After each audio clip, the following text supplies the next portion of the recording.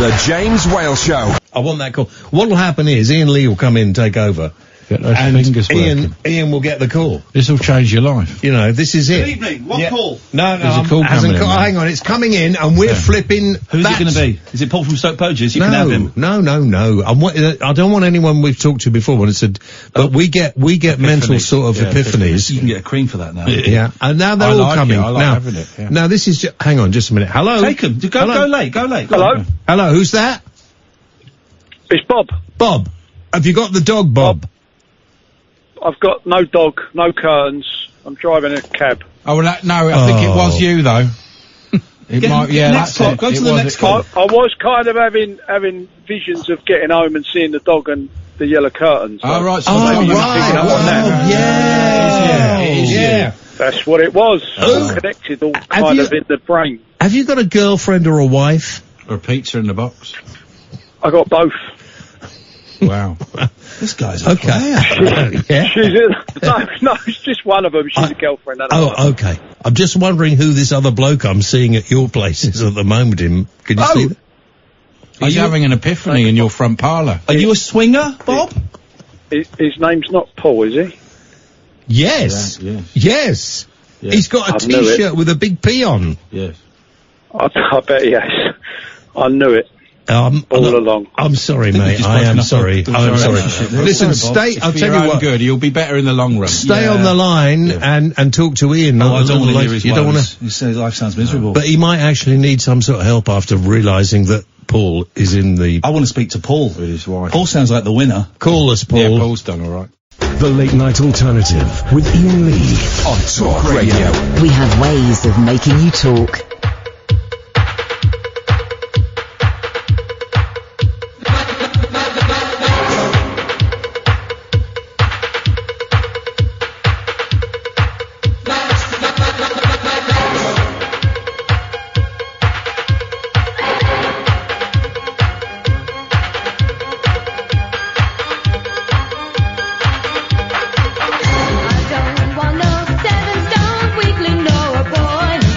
He's a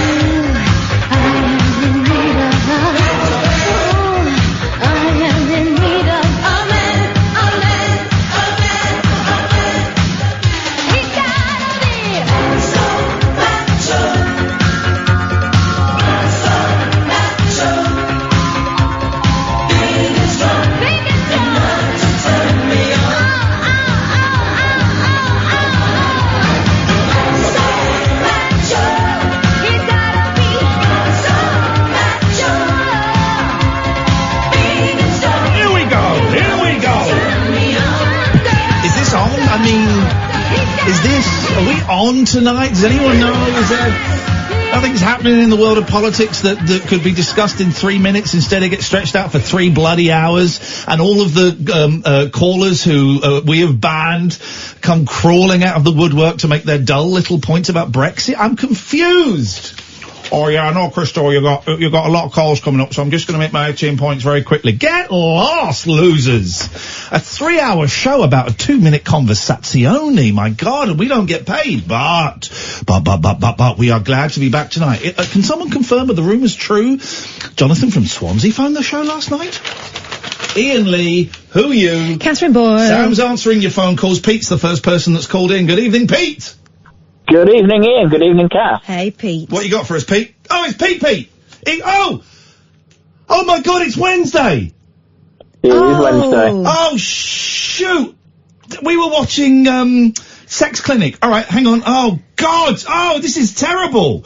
Oh! Right, so I had to watch this, and you weren't even watching it. Shut your face! You watch it so we don't have to. Exactly. Hang on, That's here we your go. job. It's time for the Apprentice Correspondent Update with... Pete Pease. That's... Pete Pease. Jeez. Away you go, Pete. Yeah, so tonight was the just let them use Google task. Google doesn't exist in the world of The Apprentice. See, that was kind of acceptable when it started 15 years ago, but now it makes no sense. I know they're not allowed to use the internet because it wouldn't make great telly. Well, a load of people looking at their phones, probably in the wrong way because they use their phones in the wrong way, rather than running round on a fool's errand. They were looking at the phones with their ears, so they'll actually be doing it the right way to do a phone call. Get this, Pete, right? We recorded a little bonus bit for the other show that Catherine and I do, The Rabbit Hole. We recorded a little bonus bit for the next episode of The Rabbit Hole, which is going out tomorrow morning? Yeah. Okay. Little bonus bit, right? We recorded it on a telephone because you can we've recorded stuff for the BBC on a telephone before and broadcast it. That's how great telephones are. So we did it on Catherine's phone and she turned it on, she turned the voice recorder bit on and then she started speaking into the earpiece like a bellend. Well, you know why? No, I don't. Because I never apprentice my phone. And I said, I said, speak into the microphone. She said, where's that? I said, it's the bit that you speak into when you're making a phone call. She's a professional broadcaster. Well, I never look at my phone when I'm speaking into it. This is why you've been Samira Ahmed and you get less, Samira Ahmeded. This means you get less money than me. Fewer money, less pounds, fewer money than me for the same job. We'll talk about that a bit later on because, I find that whole thing absolutely fascinating. I've got cards on the table. I know Samira a bit, and I sent her an email wishing her luck, but I find it fascinating. Pete, please, mate, would you do your update? Because I'm having to do a lot of filling here. I'm having to do a lot of filling, Peter, while you should be updating. All right, fine. They had to go around Oxford and Cambridge to find a bunch of items. They had to go around Oxford and Cambridge to find a bunch of items. Now he's being sarcastic. I can hear it. Dripping in sarcasm. He's going to be dripping in blood in a minute. Pete. I mean, that's actionable. No, it's not. If you try and sue me, I'll kill you. Wow. Oh, yeah. That one might be, actually. That last line might be about the murder. Yeah. Could you not just threaten to dump through his letterbox like you do to other people? I've done that already. It had no effect on him. I literally did it. Pete, I think one of my housemates picked it up. Please. Me and Catherine are having to do so much work here to fill this tawdry excuse for an Apprentice Correspondent update. So for the love of all that is holy, please, mate, just finish the update and go. They ran around like blue-ass flies for an hour, and then someone who I didn't know had been in the show got fired. Thank you very much indeed, Peter.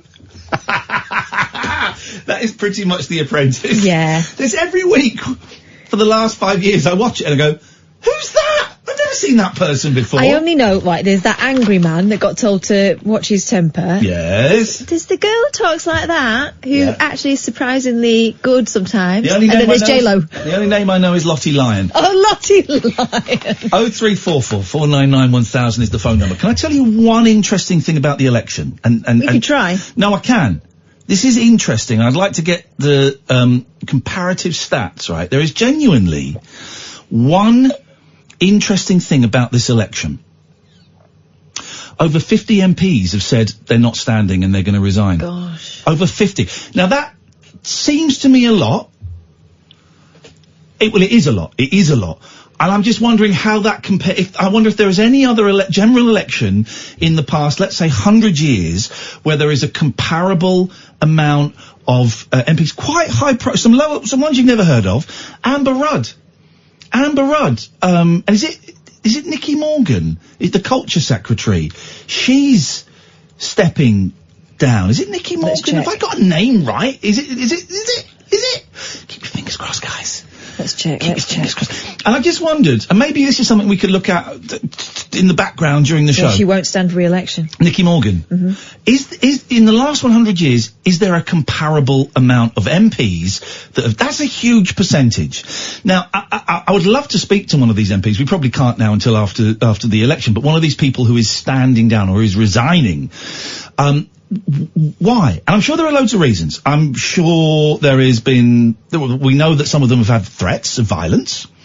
We know that some of them are unhappy with the way that language has changed in political debate. We know that some are unhappy with the fact that we haven't left the European Union yet. Some are unhappy with the fact that it looks like we probably are going to leave the European Union at some point with a situation that is significantly worse than what we have as members of the European Union. That's a fact. You can't argue with that. That's a fact. But it's over 50. And the election was announced yesterday. So this is in 30 hours. I don't know what time the vote was. I couldn't give a stuff.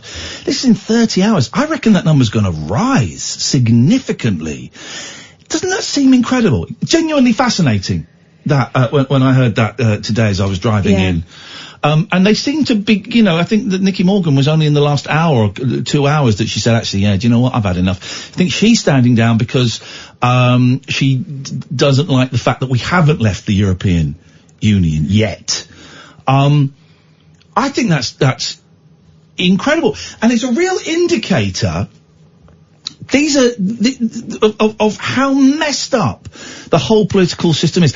I'm finding it very difficult to get a boner, to get an election erection for a Christmas election. I mean, geez. By the way, let's go and see a movie on December the 12th, because we ain't going to be in. They're going to get a grown-up. Or Christo Fufas. I'm friends with Christo, but I mean, I didn't get paid for that. I mean, really, wow. Okay. So we'll have that night. We can have one. But so many standing down. What is going on? And just think of the plebs that are going to come and fill their places. Nicky Morgan saying in this letter to her constituents that she could not continue to make sacrifices required of being an MP without Parliament doing, quotes, what it is supposed to do. So she's upset that we haven't left the European Union, and that's fine. And that's fine. I have a lot of respect for MPs that stand down on principle. I have a lot of respect. Whatever their principle is, I kind of respect that. But there will be so many different reasons as to why MPs are walking away from their jobs. It won't be an easy decision for most of them. I'm sure there'll be a couple that they're old and maybe they're thinking, well, I've maybe got another term but most of them, that's going to be a tough old decision. And you're right, 50 MPs not standing in the election means 50 completely new people coming in at the most politically divided time that I certainly remember in my lifetime. That's weird. People having their first go. How many MPs are there in total? 600 and something, isn't it? 600. We're going to do some maths now live on Talk Radio. 0344 499 1000. By the way, there are 650. Okay, so 50 of those are stood down. What percentage is that? Oh, God. Let me get my calculator out. Hang on a second. Calculator. So you go 650 divided by 100 times 50 equals... Oh, that's 325%. That can't be right. That can't be right. Hang on a minute.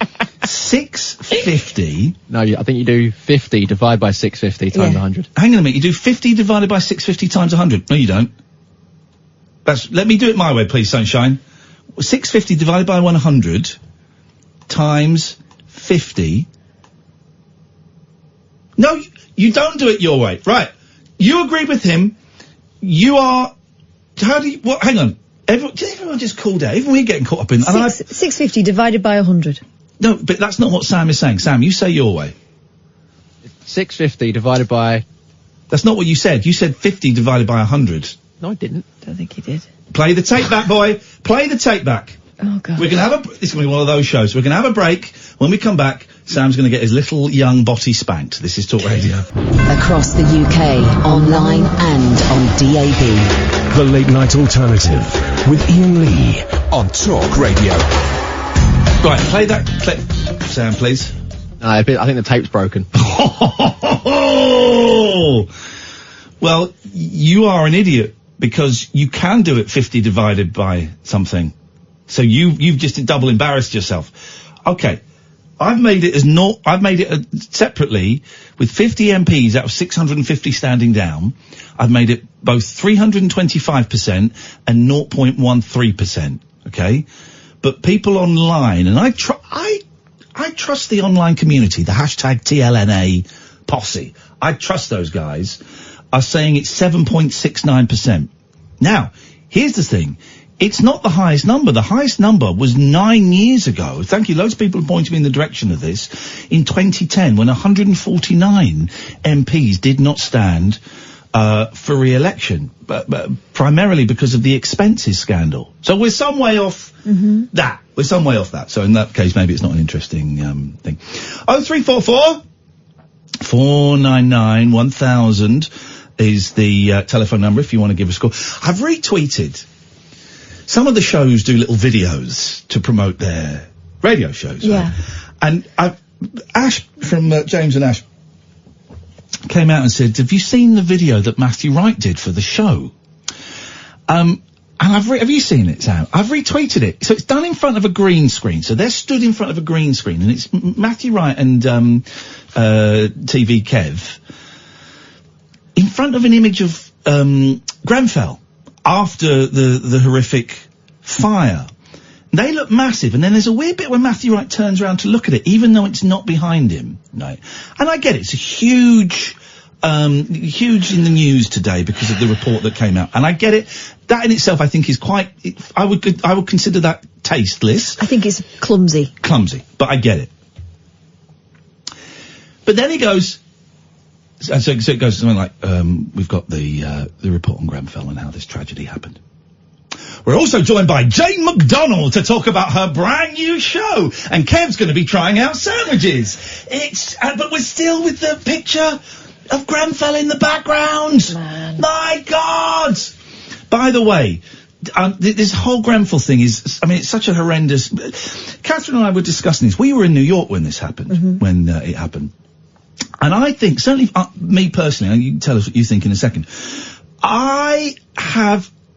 while I recognise the immense scale of the tragedy and the horrific loss of human life, I think that because I wasn't in the country when it happened, and we didn't really see it when we were in New York, we saw a little bit of news footage on an American channel, but that was it. And obviously we talked about it a little bit on the show, but I think because I was not in the country at the time and didn't really see coverage about it until about 7 days after it had happened, when I'm trying to choose my language really carefully, although someone will be offended, I'm sure. 7 days later, obviously still huge for the country and for everybody involved, but the initial, I'm not quite sure what the initial, I'm going to use the word excitement, and I don't mean that in a demeaning way. There was a news excitement around it, had diminished significantly.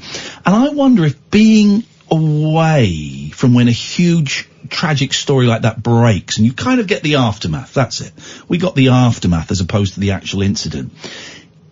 It's left me feeling ever so slightly disconnected from that story in, compared to, I think, other presenters. Do you know what I mean? Not that it's not had an impact. Oh God, it's had an impact. And the first time I drove past it on the way to work, oh my God. And of course, 75 or 79 people, I think, died, and families that are lost, and you hear the stories, and I've had a good cry about it, listening to some of the stories. I just feel ever so slightly removed from it compared to some of my colleagues, I think. But here's the thing, right? Don't hate on the fire brigade. The fire brigade made mistakes. Of course they did, right? Of course they made mistakes. They should have told everyone to get out an hour earlier, okay? But that's not the people that were there with the ladders and the hoses driving the trucks. That wasn't them. That was the people above them who didn't. And also, they had never encountered anything like that at all, ever. You can have all the training in the world, right? And you cannot be prepared for that. So yes, the fire brigade made mistakes. Yes, more lives could have been saved. But, and I know this is going to be in the second report, but, it's the council's and the government's fault. It's their fault. The building was clad in illegal cladding that didn't meet safety requirements. It's their fault. And everyone's going, the fire brigade done it. It was no. It's not the fire brigade's fault that the people above, they didn't know how serious it was, so of course they're going to stick to the plan that they use. The fire brigade didn't know that the cladding was extremely flammable and would send the whole thing up like a rocket. The fire brigade didn't know the extent of what was going on. It's not their fault that Boris Johnson cut loads of fire stations in London. None of that is their fault. Yes, they should have a little bit of finger pointing, and someone should have called it earlier to get people out of there. But the fire itself is not their fault, and everyone seems to be making it out that it's their fault. And of course, no one can disagree that the procedure was wrong. Of course it was wrong. 72 people died. But from here on out, of course, now that is in people's minds, they will be thinking of that, and they will be acting accordingly. Yeah. No one could even imagine. As you said, not only was that cladding not fire retardant, it actually conducted it up the building. Yeah. It made it worse. They weren't to know that. So I just think this whole thing, and I've heard it on other radio stations, and I know that papers have been making this story, shame on the fire brigade. They messed up and people died because of a really bad decision. Yes, definitely. And they need people need to be held to account of that. So that, of course they do. And I don't want to in any way diminish the impact of them making that call an hour late of telling people to evacuate. But the fire isn't their fault, right? The fact that the building went up like it did is not their fault. And the whole blame is being pointed at them at the moment. There's a second report that's going to be started in the new year, and that's going to address But this is such a great get-out for the council. People had complained. Residents of Grenfell had complained for months before that they didn't think their building was safe, and the council didn't do anything about it because it was a council estate, and no one, had it been a block of multi-millionaires, they would have got it sorted out. They didn't do anything. Also, someone made the decision that building was not worthy of better protection. Yes. Someone decided to put that cladding on. Yeah, and you know why? To save a few quid. Yeah. Someone decided lives versus money, potential risk versus, let's go for the money thing. So yes, we should criticise the fire brigade for that mistake, that error of judgment, whatever that was. It sounds demeaning to even call it a mistake because I don't know, maybe someone could tell me the number of people they estimate would have fewer people would have died. Maybe there's a number on that if they'd have called it an hour earlier. But the fire is not their fault. The fire brigade do an amazing job. Yeah. How can the fact that we are being told to point our finger and say, well, it was their fault? No, it was the council and it was the government. That's it. But the poor family members who have to listen to this and know that things might have been different. Yeah. I can totally understand their anger. I can totally understand it. Of course. But what a world when we're pointing the finger at the fire brigade because their response was not good enough, when more fingers should be pointed at the people who allowed that situation to develop in the first place. It's the council And John's enjoying the show. Thank you, John. It's the council, it's the government who allowed that building to be built in that way. Here's another thing. That delay, that decision not to... The firefighters still had to go in.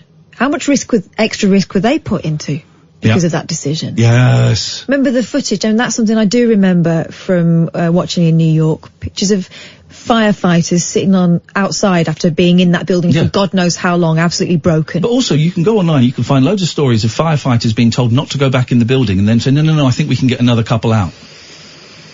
And you want to have a go at those people? You want to have a go? Every firefighter, man and woman, that turned up at that night, it's not their fault that they weren't, they didn't give the evacuate thing early. It's not their fault. The people that were there on the ground, going up ladders. Every single one of those people is a hero. And we are now being told to point at them and go, it's your fault. But you're forgetting something. We're living in a time where people have to be either right or wrong. Yeah. Yeah. Bad or good. Yeah. It's incredible. This has really got me wound up today, hearing this. The whole thing is heartbreaking. 0344 499 1000. Don't worry, guys. We clunky gear changes are plenty. We can get the laughs going. Good evening, Jackie. Good evening. Hi, Kath. Hiya, Jackie. Hi. Listen, no, I'm just tuning in. I was just going to bed and I tuned in as I normally do. The election thing. Oh God, I don't believe I'm phoning in about Brexit and elections and things. The 50 MPs that have all said they're going to stand down. Yes. The selection process can take ages. Yeah. Who on earth are they going to get? They're going to get people that they're going to get people that aren't vetted very well. You're going to get people even worse for the job than you've got now. I know. Well, our MP isn't much use to us, but I believe she was going around in the summer, going to Labour members' homes, because one of them's my friend. Going round having cups of tea and saying to them, look, I need your vote in case I'm deselected. And I went, you've been our MP since God knows when, the Labour MP where I am. And she was going round for months making sure that she wasn't going to be deselected. And I'm going back to the summer. Yeah, well, they've had enough. And here's the thing, I get it. I get why they're I wouldn't want to do it at the moment with all the threats of violence and Boris Johnson being Prime Minister and Jeremy Corbyn being leader of the opposite. Well, both the two main parties, Labour and the Conservatives, you look up at the people on top of the pyramid and you think, dear God, I've got to follow that twant. Do you know what I mean? I've got to follow Johnson, I've got to follow Corbyn. My God, they're my leaders. Do you know what? I'm going to go and get a nice job in a bank or a museum or something. Well, when we had Linda Chalker here for many, many years back in the 70s, 80s, and then Angela Eagle won the seat, and she's been our Labour MP for many, many years. But then when we had the last election, our local Conservative, wannabe MP who was running against her in our local election, they couldn't find anybody in Wallasey to stand in to say, yeah, I'll do it. He came from Manchester. Oh no, we don't want someone from Manchester standing for election. Not even in Manchester. He wasn't a local. We've always had sort of local people and local Labour and Conservative. They ship them in. They ship them in, Jackie. They ship them in. Jackie, thank you very much for that. I don't want to dwell too much on that and do one of those shows, but we do it. What's the gentleman is standing down, isn't he? What's his name? Knobhead? What? The guy from UKIP. Dick Brain. That's it, Dick Brain. Sorry, Richard Brain. There we go. He's standing down. I wish they'd all stand down. And no one else stood.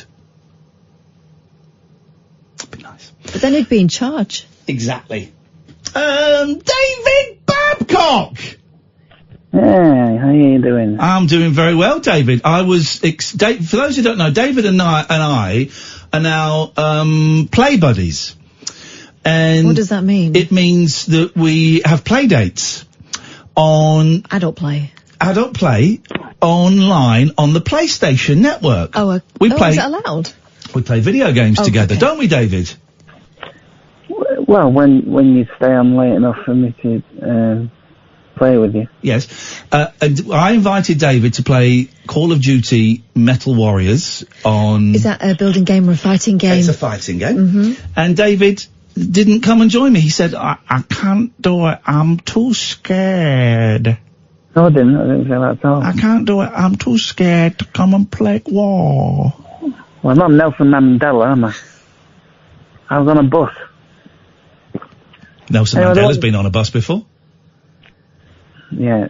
I don't talk about Nelson Mandela. Well, why? You brought Nelson Mandela. You continually... In fact, David, if you bring up Nelson Mandela in another phone call, I'm banning you. I think it's disrespectful. Every night. Oh, I want to talk about Nelson Mandela. Oh, please, I want to talk about Nelson... No, I don't want to talk about Nelson Mandela. He's a great man, but not relevant in this context.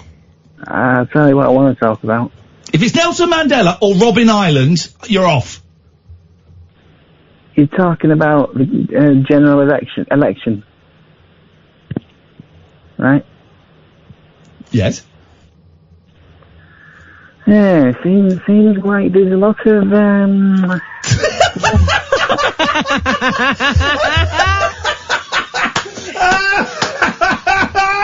Oh, I love it. Here we go. This is going to be gold. I love David when he tries to... For those who don't know, David Babcock is Britain's least successful ghost hunter. And he's trying to... And least successful hooverer. And he makes love to vacuum cleaners. No, I don't. That wasn't love. Okay. And he's trying to spread his wings and do more mature phone calls. Oh, is he? This is one of them. When did now. he start that? Just now, I think. Okay, away you go, David. David Babcock's election. How long until we can't talk about the election anymore? I better check the email. Can we call it Babcock's general election? Okay, there we go. BGE. Away you go. Well, it's gonna be biting satire, guys. Always starts with well. It's gonna be biting. Rory Bremner, you better watch out. All of this Brexit stuff and general elections and things and all that. It seems to have happened right around the time of Jeffrey Epstein. Oh God, no! What? No, I'm just saying. It just seems like it's a big cover-up. I reckon they're trying to distract us.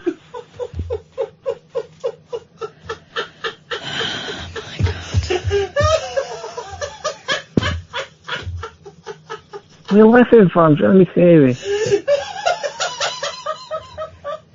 They're throwing a general election to distract us from Jeffrey Epstein.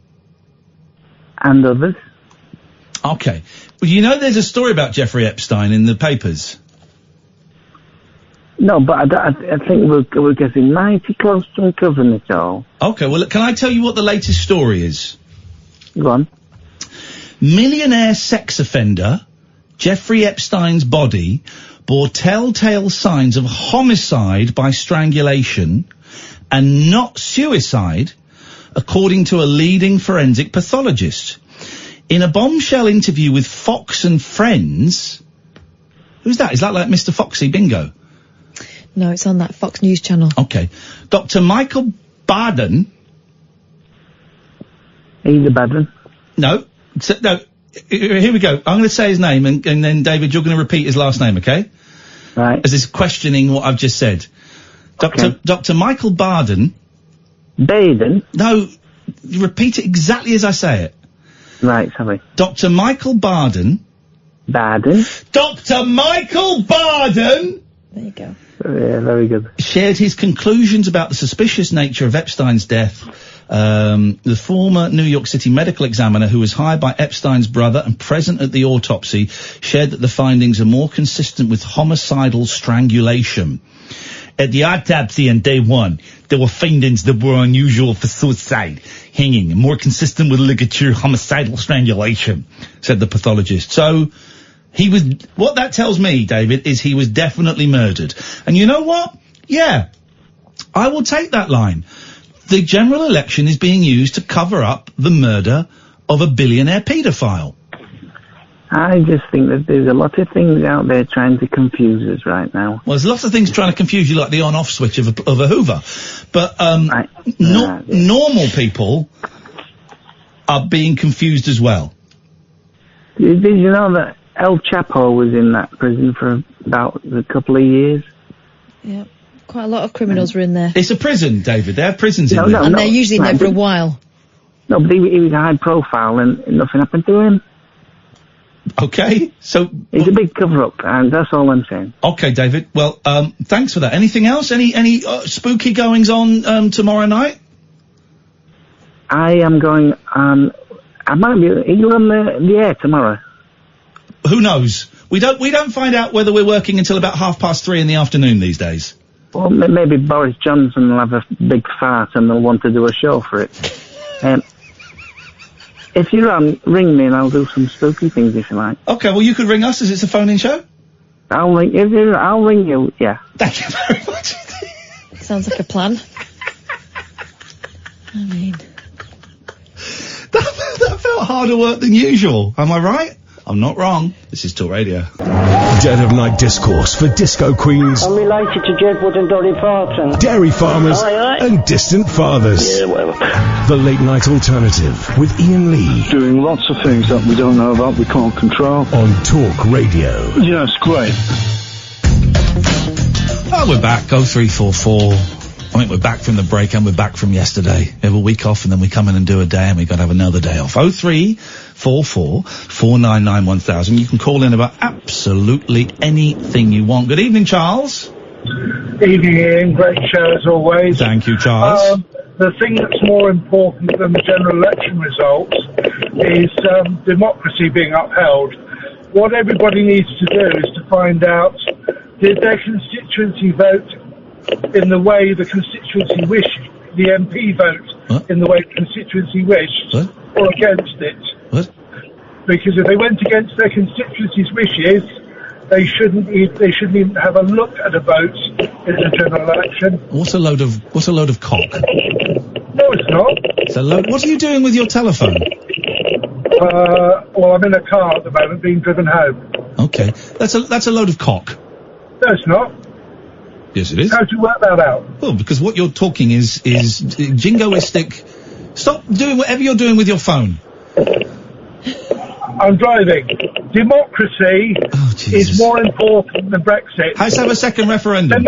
Remember that on November the 11th. Let's have a third referendum. No. No, hang on a minute. You're arguing for democracy, then when an option of a vote is put to you, you shut it down. I've had my vote. Yeah, have another one. Have another one to be safe. What, should we then do best of three? Well, we've had 2 votes already, and it's been 1 each so far, so yeah, let's do a third one. Okay. Well, as long as the Liberal Democrats don't stand, I don't mind, Charles, you're not phoning in Julia Hartley-Brewer or Mike Graham. You're not phoning in one of the thicko shows. You're phoning in a show where your ill-thought-out, illogical nonsense will be challenged. We've had 2 referenda. One was in, one was out. So yeah, let's have a best of 3. If you're so confident that the country still wants to leave Europe, why are you scared of a third referendum? I'm not scared of a third Well, then let's have it. Okay, but then they're 1 to 4th, they're 1 to 5th. No. No one. Here's the thing. You know that the night that the referendum ended, that Nigel Farage was calling for another one. You know that before the referendum, Jacob Rees-Mogg was calling for another one. You know that, don't you? Yes, but did you know that there was over 400 constituencies in the UK voted to leave? Yes, I did know that, but that's not how that's not how a referendum works. That is how a democratic vote works. That is not. No. Here's the thing, Charles. That's how a general. Charles. You calm down. That's how a general election works. That's not how a referendum works. Referendum is not based on constituency. It's based on numbers. Those were the constituency number, Ian. No, Charles. Are you being deliberately thick, or are you? Are you doing sport with me? That's not how a referendum works. A referendum is not settled by constituency. It's settled purely by number. If you're so confident that the country's still, if you're so confident, agree on that. If you're so confident that if you're so, Jesus, why are MPs being paid to ignore a referendum result. So MPs are paid to do the best for the country. Now Charles, please listen. You know that leaving Europe would be worse for the country than staying in. You know that, don't you? Because you're a sensible guy. No, it won't be. Tell me in what way? Deal with Europe, Charles. We will get a deal with Europe. Okay, Charles. I'm not going to let you spout the same old cliches that you might hear on Mike Graham or James Wales' show. You're going to be challenged. Tell me one way that Britain will be better out of Europe. Just one way. We will still have free trade deals with Europe. Okay, so that's the same. So tell me one way that Britain will be better when it's out of Europe. We won't be held to account by the Lisbon Treaty. And how does the Lisbon Treaty, how does that have a negative impact on my life or your life? Right, well, the Lisbon Treaty will bring a European army into place. No, Charles, it won't, and you know that's nonsense, don't you? Because if we're in Europe, we can vote against it, so that wouldn't happen. So again, I'll ask you, Charles, tell me one way that being out of Europe is better than being in Europe. Because we can lead our own country again and not be led by Europe. Okay, that's great. Again, enough, Charles. You're talking utter horse shit at the moment. Because you're not used to being challenged on a radio show, and I get that, because this is part of the problem, is the media has not challenged people like you. I'm challenging you to tell me one way. Don't want cliches, I don't want rhetoric, I want an actual way that Britain will be better off out of Europe than in Europe. Financially, because for every pound we pay into Europe, we are the lowest receiving It's about 38p. Right, but we get more money back. Wouldn't that pound be better off in the NHS? But that's not what the money isn't. We get more money out of Europe than we put into it. You know that, we don't we don't. We do. We get 38p in the pound. We get more money out of Europe than we put into it, Charles. That's a fact. We get trade out of them, but as far as contribution to the we get more money out of Europe than we spend. That is a fact. Charles, no, read a bit. You need to research it. 38 we get back. Charles, that is incorrect. We get more money out of Europe than we put into it. Them's the facts. Ian, I'm sorry, you're wrong. Research it. 38p in the pound. Well, I don't need to research it because I know it. Well, the information you've got is incorrect. Well, how about the information you've got is incorrect? And you know that money isn't going to go into the NHS, don't you? I'm not that stupid, but it would be better to go into something that we need. But you've just said that it could go. You just said that it could go into the NHS, and then you've just admitted that you don't think it will go into the NHS. No, but there's more money in the pot to spread around then, isn't there? No, but there isn't. Think of all the places that get money from Europe that won't get money from Europe anymore. We're the second largest contributor and the smallest receiver from the EU. We get more out of Europe than we put in. That's a fact. That's an actual fact. Are you talking on EU contributions? I am saying that we get more money out of Europe than we put in. Are you talking about the EU? No. I am talking about, very simple. We get more money out of Europe than we spend. Europe need us more than we need them. Charles, we get more money out of... Europe does need us, yeah, I agree. They do need us. You know, Germany can't survive without us. I think they can. BMW, Audi, Volkswagen, Porsche, Mercedes. I think they're doing all right. I think Germany will do all right without us. We get more money out than we put in. No, we don't, Ian. I'm sorry. Okay, well, this is a great argument. You need to go. Yeah, exactly. You need to do some research. I've done it. Maybe look at a different site apart from Breitbart or horseshit.com. And just remind me again why you're scared of democracy. If we have MP that was voted Why are in. No. Why are you scared of democracy? I'm not scared of democracy. So why are you scared? Why are you scared of a third referendum? I'm not scared of a third Then let's have referendum. one. But how many times are you going to allow it to happen, Ian? Before One more. Everyone throws the towel. Just one more. throws the towel in Just and one. goes, Just one more. Just one more, Charles. Let's make, as you said, as you suggested, let's make it best of 3. Now we know the facts. Let's have one more.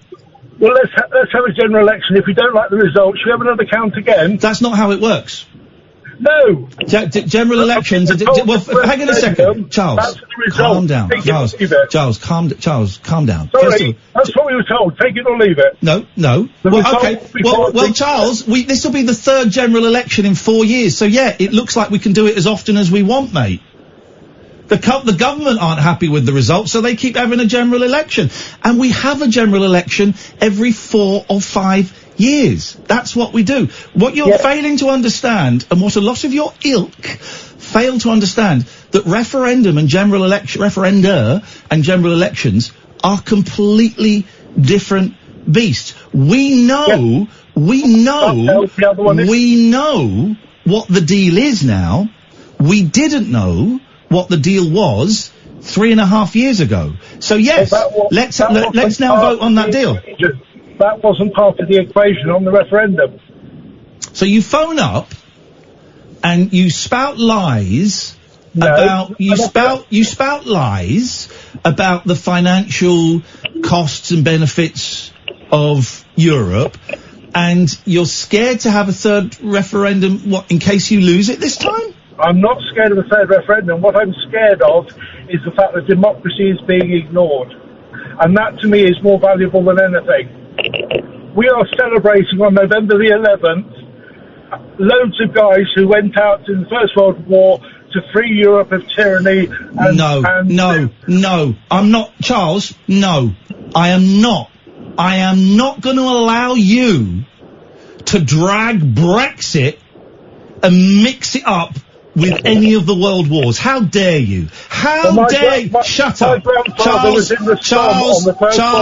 shut up. Charles, you are a very rude man. How dare you conflate Brexit with World War II? How dare you? How dare you compare the two? How dare you compare the death? Put the phone down. Well done. This really annoys me, right? This whole, well, we won the World War in November the 11th. How dare you compare the world wars to Brexit? Shame on you.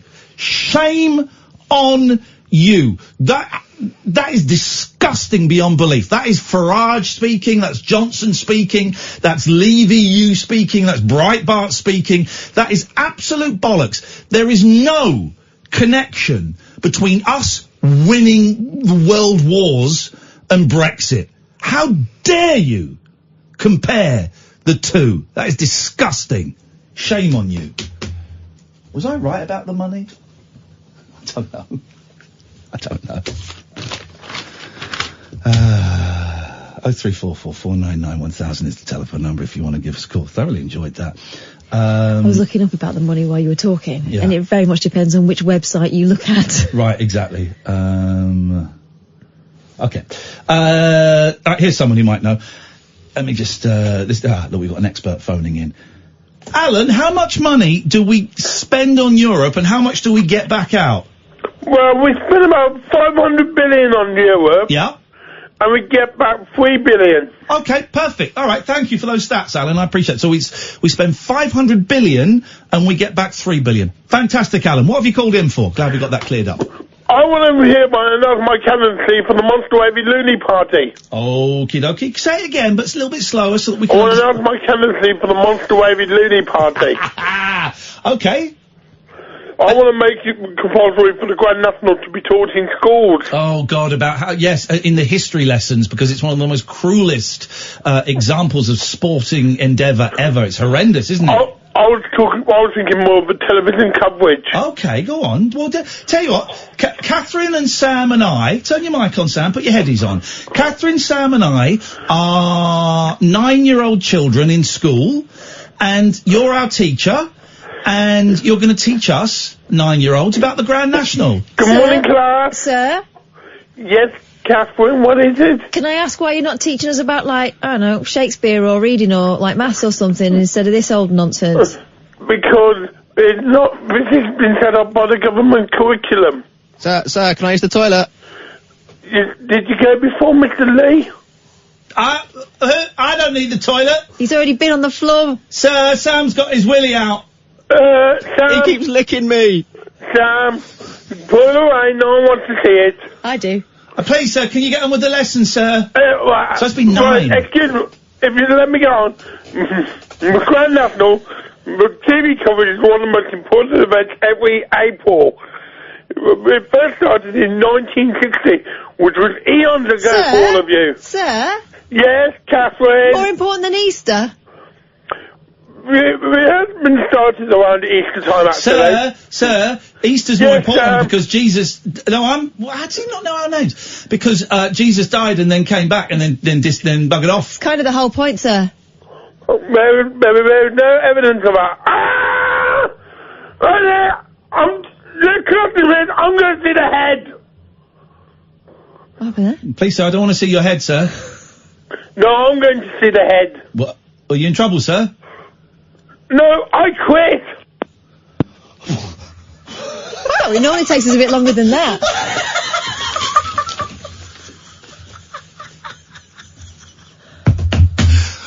I didn't even get my chance to do that trick where I climb out the window. What did you do, Sam? I've always been a bad student. Seriously, though, put your willy away. Keep it out, come on. We're all relaxed here. And that, dear listener, if you've never listened to the show before, is how it works. We'll go from a guy who's scared of democracy to a guy who's scared of 9-year-olds in one fell swoop. Dearie me. All right, the switchboard is empty, and that may be a good thing, because I think we need to recharge ever so slightly. Another 2 hours of this nonsense, and you're welcome to join in. We have talked about... We talked about Brexit. I think it's the first time we've ever... Did we? I didn't notice. We've ever done it. It's funny that people are scared of... Do you want best out of 3? Yeah, I do. We've had 2. Let's do one more. Someone who says he's really interested in democracy, but no more voting. Yeah, no more voting. You've had your say, you lost. And also, there's a great clip of Jacob Rees-Mogg from a couple of years ago saying that he'd like a referendum on leaving Europe, and then once a deal is in place, he'd like a second referendum. There's a great clip of that. And no one really picks up on that. We don't really talk about Brexit, but if people who only half listen to the show call in, then we can do that. I won't have anybody connecting the world wars and boys and men primarily, and women of course, but primarily boys, that lost their lives in battle. I won't have that. Because that's a really lousy trick, and you're trying to play on emotions that shouldn't actually be connected. So I won't allow that. But anything else goes. 0344 499 1000. This is the late night alternative. Iain, Kath and Sam on Talk Radio. The late night alternative with Iain Lee on Talk Radio. We have ways of making you talk. I'm feeling good. Let me say this now. Here and now, let's get this straight. Boogaloo, baby, I made it big. Because I gave it the Latin beat. You know, child, I'm kind of hard to beat. Just commence your feet to skate. Pick up your arms and make it shake. Baby, if you think you're shy,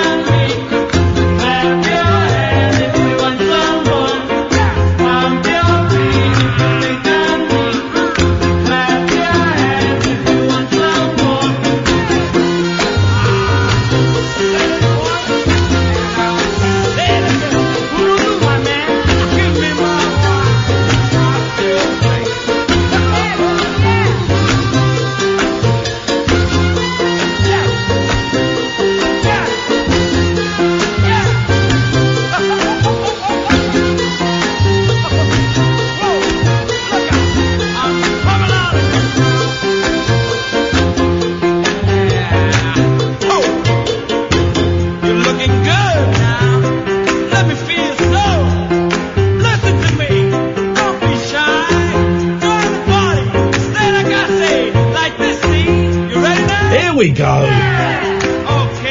Oh, man alive, what a show. We've had Brexit, we've had, we talked about Grenfell, we've talked about, introducing grand national lessons to 9-year-olds. We'll talk about horny toms in a minute. Oh, I had a horny tom in my house. Anything else bubbling under? There'll be something. Something will pop up, it always does. 03444991000 is the phone number. Hey, if you're enjoying this show, why don't you come and see me and Catherine live in concert? Brighton in just over a week is sold out. But we are in London on Sunday, December the 14th. Is it 13th or 14th? Sunday, December the 14th, I think it is. Lunchtime show. There's, that's like 65% of the tickets have gone, baby. It's closer to 70% have gone, actually. If you go to iainlee.com/event. That's the 14th of December. 14th of December. Sunday, it's a lunchtime show. iainlee.com/event, because that is selling out really quickly. The next year we're playing Cardiff, we're playing Birmingham, Glasgow, Brighton, Manchester, Bath, which we haven't got the link for that yet, Luton Library Theatre we're going to be playing, iainlee.com/event. Oh, and here's the thing, I had an email today. The 7-inch single that we have recorded, Catherine and I have recorded a single, is hopefully being delivered on Friday. Now here's the thing, I ordered some trousers for my son from H&M, and they were supposed to be delivered today, but I got an email saying, you weren't in, so we've left a card. You were in, weren't you? I was in, and they didn't leave a card. It was Yodel. So, I'm guessing I'm never going to see those trousers, ever. They just, I mean, it's just, you know, there are other delivery companies that are bad, but Yodel, I've never had a successful delivery with them. It's not, you know, it's not hyperbole. I never have. It's always taken a lot of toing and froing, and the number of times I've been told, we've left a card, you weren't in. Yes, I was, and no, you haven't. Anyway, what I'm saying is I don't know who's delivering the records to me on Friday. I'm out Friday. They're said in the email you have to be in to sign for it. So certainly by middle of next week, we hope to have the 7-inch singles. The 100 people that have ordered them already, thank you for your patience. I thought it was going to be quite a bit longer, actually, but thank you for your patience. Next week, we are going to laminate your platinum, I have to say for legal reasons, grey, membership cards. I mean, the spirit of them is platinum. Oh, gosh. Catherine's going to do the writing on them this time, so there can be no complaints. We will stream the writing and lamination process, so you can watch it. We know you weirdos dig that. There's 100 of those cards. We're going to start doing those next week and aim to get as many as we can out by the end of next week. It might be, because there's 100 we've got to do, it might roll over to the week after, but we will do our darndest to get as many of those out as we can. Thank you for your patience. Does mean if you come to any of the live shows, you can buy the vinyl record from us. We will also have rabbit hole pins that you will be able to buy. We can take cash. We can take card now. Oh yeah, baby. We prefer cash because we don't have to pay 1.6% to this weed company in Europe. But we're going to be selling merch is what I'm saying. iainlee.com/event, and the records will be coming very, very soon. I just was going to go to William and he went again. Do you want to try him one more time? You suspect trouble there, do you, Sam? Oh, I just can't phone him back. I've got to wait for him to... William, phone us back. In the meantime, let's go to Alistair. Good evening, Alistair. Oh, evening, guys. Evening. How's it going? Look at you. You sounding American. Have you been watching movies? I did watch another couple. Yeah. What movies did? Tell us what movies you watched. Oh God, what was it? Oh, yeah. I don't want to know about Blueies. No. Well, kind of connected, but it wasn't a Bluey as such. Do you know the likes of Bob Crane, who played Hogan in Hogan's Heroes? I know. I'm aware of Hogan from Hogan's Heroes. Is there a film about his life? Yeah, it's called Autofocus. And unfortunately, he seemed to have a sex addiction. Did he really?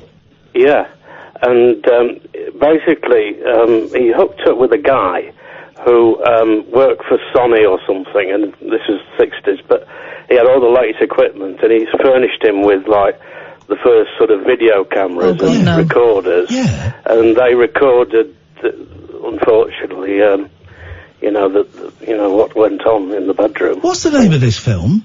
Autofocus. Autofocus. And Hogan from Hogan's Heroes. Yes. It is. I just picked it up from a list. Completely blew my mind, because I used to watch the show in the 70s. I remember. I used to watch it in the 80s. They'd show it on Channel 4. Where did you, it's got Willem Dafoe in it. Where did you watch this film? Michael McKean's in it. Right. Was it on, it's not on Netflix or anything, is it? No, if you look at it, it's Crackle, which is I don't want to know about your hooky websites. Thanks very much. Outrageous behaviour. Oh, I'm going to check that out. Greg Kinnear. Thank you. That sounds like a great film. But I mean, it's probably, it's not a great film. A lot of these biographical films aren't great, but it's very informative. He was murdered. I didn't realise he was murdered. He was murdered? Yeah. He was murdered? In 78. And they reckon that the guy who, well, no, I won't say anything. No, I'm reading it all now on Wikipedia. I did not know. Oh, thank you for that. I'm going to have some of that. Thank you, Alistair. What was the other? Who'd have thought that Alistair's movies would turn into such a successful feature? What was the other movie you watched, Alistair? Before I say that, you know that Midsummer film? Oh yeah. Well, I think I've had, like that, The Ring and the Videodrome movies where you sort of, it grabs you. Well, ever since I've been watching that, I've had nightmares about twigs, Ian. Oh, Twiggy? Twigs. Oh, I'm sorry to hear that, mate. So especially this time of year, autumn. I walked out into the garden with my youngest, my 7-year-old, the other day, and he looked at the leaves everywhere. He looked at the floor and went, "Is it autumn?" I went, "Yes, mate." Well. Is it autumn? His mind was blown. That's brilliant. Yeah, it's good, isn't it? It's good. I chopped a tree down today. No, you didn't. Well, all right. You got a man in to chop it. I paid some men. With an axe? Yeah, with a, what do they call it? A drill. A saw. A chainsaw. Guy came. Drill. I don't know these things. Two guys came and chopped down a tree in my garden. And I know we're supposed to be keeping trees and stuff, but I hate trees. It's a spiky one. Have you got a big one then? It's a big spiky tree, and it's right in the middle of the lawn, and I hate trees. Really, trees do my nutting, right? It's gone. It is no longer there. But a man has to come and grind it for me. He needs to come and grind down my stump or something. And that's £50 for a man to grind my stump. Gosh, how long do you get for that? He reckons it'll take about an hour, then he should be able to finish it off. Gosh. Sounds a bit messy. Didn't it? But that's the... Hey, no, he's a professional. He knows what he's doing. Alistair, you can help me with this, right? Because a dodgy plumber came to my house and ruined my bathroom. Right. I need to get a new bathroom. I kind of needed to anyway, because it's very old-fashioned, old ladies' bathroom, bidet, carpet, that kind of fake Victoriana that was popular in the 80s for 20 minutes. So I needed to get rid of needed to do all of it, right? But I could live with it for a couple of years. But then this guy came and he ruined the bathroom. So I thought, gotta get a new bathroom, right? So I went to, what do they call it? Like a bathroom palace? What do you call a shop? A showroom. A showroom. Thank you, palace. So I went to a bathroom showroom. Well, I went to one bathroom showroom, and I'm walking around, Alistair, right? I'm walking around, and there's 3 men working there. They're all sat behind the desk. All of the stuff is labelled with, "Sorry, this is out of stock," right? And I walked past the desk once, and then I caught out of the periphery, I caught them looking at me. So I walked past the desk a second time, and I was right. They were Googling me. But then they helped you with your purchase, right? No, it was the one time in my life I wanted someone to come up to me and say, "Can I help you, sir?" And I'd have gone, yes. Have you got anything for sale, is what I needed to be asked. But they didn't. So I went to another bathroom showroom, and sat with this very nice woman who, she was great, because I walked around. You came with me, Catherine, because I've got no idea. And I walked around for 6 minutes, and after 6 minutes, she said, "Can I help you?" Perfect, because then I've seen everything. And I went, "Yes, you can." And we sat down with her, Alistair, for an hour, right? Where I've got to get a bathroom, and I've got an ensuite, so I might as well get new stuff in the ensuite, right? And we sat down, and we costed everything. And she went through it. She went, right, okay, toilets. And we looked at toilets. I went, that one. Okay, fine. Toilet seat. Okay, fine. Went through everything, right? And when the final quote came, I did actually say, effing hell. Because it was a lot of money, right? It was just for the bathroom. She actually apologised. She apologised. Without the tiles, the bathroom was, I think, $6,000. All the stuff for the bath. This isn't including the work, right? This is like this $6,000, right? For bath, toilet, all of that stuff. And I went, effing hell. But I don't know how much bathrooms cost. So I was like, oh, okay, well, I'll take this away and I'll show it to my builder and we'll see what he says. He said something similar, by the way. My builder laughed and went, they're charging you £24 for a toilet roll holder. Don't go with them. So then I went online, right? And I've literally before I came to work, 20 minutes. I've not even done it properly. Within 20 minutes, only going through one bathroom, I've saved nearly 1,500 quid. Because here's the thing, Alistair, I'm getting my bathroom done and all. Yeah. And I've got a builder who said, have a look at this website. This is where I get all my stuff from. And so I sent you the links. Yeah. And that website had the same, if not very similar stuff. Yes. And I went through it very quickly, so I've not done it thoroughly. I've saved 1,500 quid in 20 minutes, right? But here's the thing.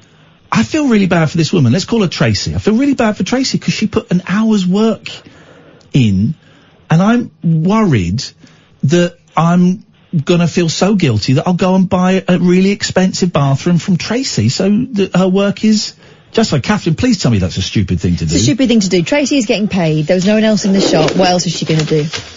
And she's registered that work that she did with you anyway, so she'll be fine. Exactly. Does she get paid for that? Yeah. Oh, I mean, as long as she can, so I've done this work with this potential. Yeah, she's got your name. customer. Listen, do you know what else she's got? She's got your name, address, and telephone number. That's important information. She looked like Belinda Carlisle. She did a bit, yeah. She did, actually. Oh, brilliant. Yeah. That's what I was thinking. But I just got, it just goes to show, right, the difference. I mean, it's still expensive, and I can't afford it, so I need to, either to shave a significant amount of money off or not get it done, which is fine. But it just goes to show 20 minutes work, literally 20 minutes on this website, 1,500 quid I've knocked off. Are you paying more because that other guy messed up, or would you have been paying anyway? I would have been paying. The whole thing needs to come out, right. and it's really old and tatty. The whole thing needs to come out. It's just, I was hoping I could have lived with it for another couple of years. Yeah. He just pulled some bits up that could have been left, and now they look a mess. It's not particularly nice in there, anyway. Listen to me with my middle class problems. So people are struggling to eat, and there's me going, this bathroom is £5,000. I'm not going to do what. Everyone needs a bathroom. Everybody needs a place to shit. Anyway, yes. The reason I phoned in. Oh, yeah, sorry, I forgot. I was absolutely gutted yesterday that you weren't on last night, Ian and Kath. Why did you want to make love to us? I sent, in fact, I did actually send Catherine a crying emoji. A crying emoji? Gosh, do you remember receiving a crying emoji? Yeah, it was the most moving message I had all night. It said it all through the medium of straight to the point. Usually smiley face. Tonight. Yes. Did you put "miss you tonight"? Missed you tonight, and then the crying emoji. Oh, thanks, Alistair. But what I did ring Krista up, and I said, he said, what do you think about the election? And I said, well, I think it's a disaster we're having this election, because Ian and Kath on it on. Oh. You bumlick. You don't get any points for being a bumlick, Alistair. No, you're not, you might be a bit worried. I did actually tweet your boss today. Oh! If only he ran his own Twitter account and it wasn't some pleb in the office. Pleb, important person. See, he doesn't look at, the boss doesn't look at the Twitter account. Does he not? Don't worry. Can I write to him then? Because this is what I think, right? Yeah. I was thinking that all your, your listeners, your cohort of yes. Very good listeners should all write to him. Oh. Yeah. Have a writing campaign. Here's the thing. No more cancellations for your show. Here's the thing. I don't think we're having a meeting on Monday. I don't think there will be any more cancellations. Probably on December the 12th there probably will be. But there shouldn't be any more cancellations. But when there are big newsy Brexity events, Catherine and I will be doing them but in our own unique way. I don't think you could have done that yet last night. Oh God, we could have. I heard a bit of it. No disrespect to Christo, but there was yesterday's news was not a 3-hour show. But anyway, I don't want to get too much into that because blah, blah, blah, blah, blah, blah. But thank you, Alistair, for your support. 034. The switchboard is empty. 03444991000. This is Talk Radio. The late night alternative with that man, Iain Lee. There's no strangers here, just friends you haven't stalked on Facebook yet. Have never sent my picture to anyone who didn't request it. The late night alternative with Iain Lee on Talk Radio. Yes. So, when was it? Yesterday. Was it yesterday? So I got Monday night, right? So I got two cats, two sisters who are not kittens now, they're a year and a half, my old cat. And when I come home, I get home about 2:30 in the morning, and the two younger cats are either asleep in the front room waiting for me and they kind of wake up, or they hear me coming in and they come in from the garden, and then I lock the cat flap and that's it, they're in. But on Monday night I got in from work and Mucky was in, but her sister Lucky was not in. And sometimes that happens. So I put the food out for them and I went into bed, got to sleep about 3, about 4, I was woken up by this most unholy cat noise. It was a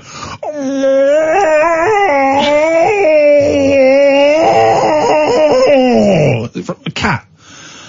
Now, sounds like Frankie Howard. It was. Now I thought that it was I thought that one of the cats was really ill and was dying, or that it was Mucky was missing her sister Lucky, and then she hadn't come in. She hadn't come in, as far as I knew. So then Mucky came and got on the bed with me, and I thought it was that she'd seen Lucky get run over by a train, because I live near a train track, and that was her She's morning. going, oh God, what have I seen? It was morning. Right. And she was being really affectionate. She came and got on the bed with me, right up. Normally she sleeps by my feet, but right up was cuddling me and was being really, and it was really affectionate. I thought, something's not right here. Something is not right. And I had a really fitful sleep, because I worry about the cats and stuff, and I didn't sleep very well. And then I got about 10:30 and there was still no Lucky, and then I was starting to worry. Mucky would not leave my side. So I went out in the back garden, bag of cat food, was shaking it. And after about 2 minutes, Lucky came in. I went, where the hell have you been? What did she say? She didn't look at me. She came in and she started sniffing my fridge. And then I looked around and like stuff had been knocked on the floor. Like stuff from quite high up had been knocked on the floor. So now I'm thinking, oh my, because the cat flap was set so that cats could get in, but they couldn't get out. I was thinking, oh God, is there a fox in here? I thought fox can't jump, or maybe foxes can jump. I don't actually know whether foxes can jump or not. They're clever. If you use a ladder. 03444991000. Could a fox jump? And listen, the Lucky was sniffing, and I thought, something's not right. Mucky was staying close to me, Lucky was sniffing, I thought, something's not right. So then I looked under the sofa, there's nothing there. I looked under the other chair, nothing there. And I went into the office, and we got a crappy sofa, I got 50 quid. I look under there, and there's a pair of eyes staring at me. And I was like, oh, what is this? And I got and had a look.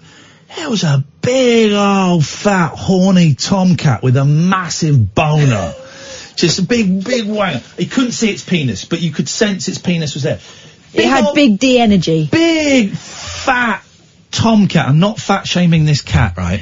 He was a big boy. And I'm like, whoa, okay, it wouldn't come near me. It was scared, right? Yeah. So I went and shut the door so it would have to go towards... scared because he's been chasing 2 live teenage girls, and the dad's just found him. He wanted some pussy. Oh my God. So I got the shotgun. So, Did you sit him down and talk to him about his prospects? So, I hooked him up to a lie detector. So anyway, I kind of escorted him off the premises, and he ran off. And then when he got to the end of the garden, he sort of looked as if to say, I'll be back. And then ran off. But I think he was after your Willow.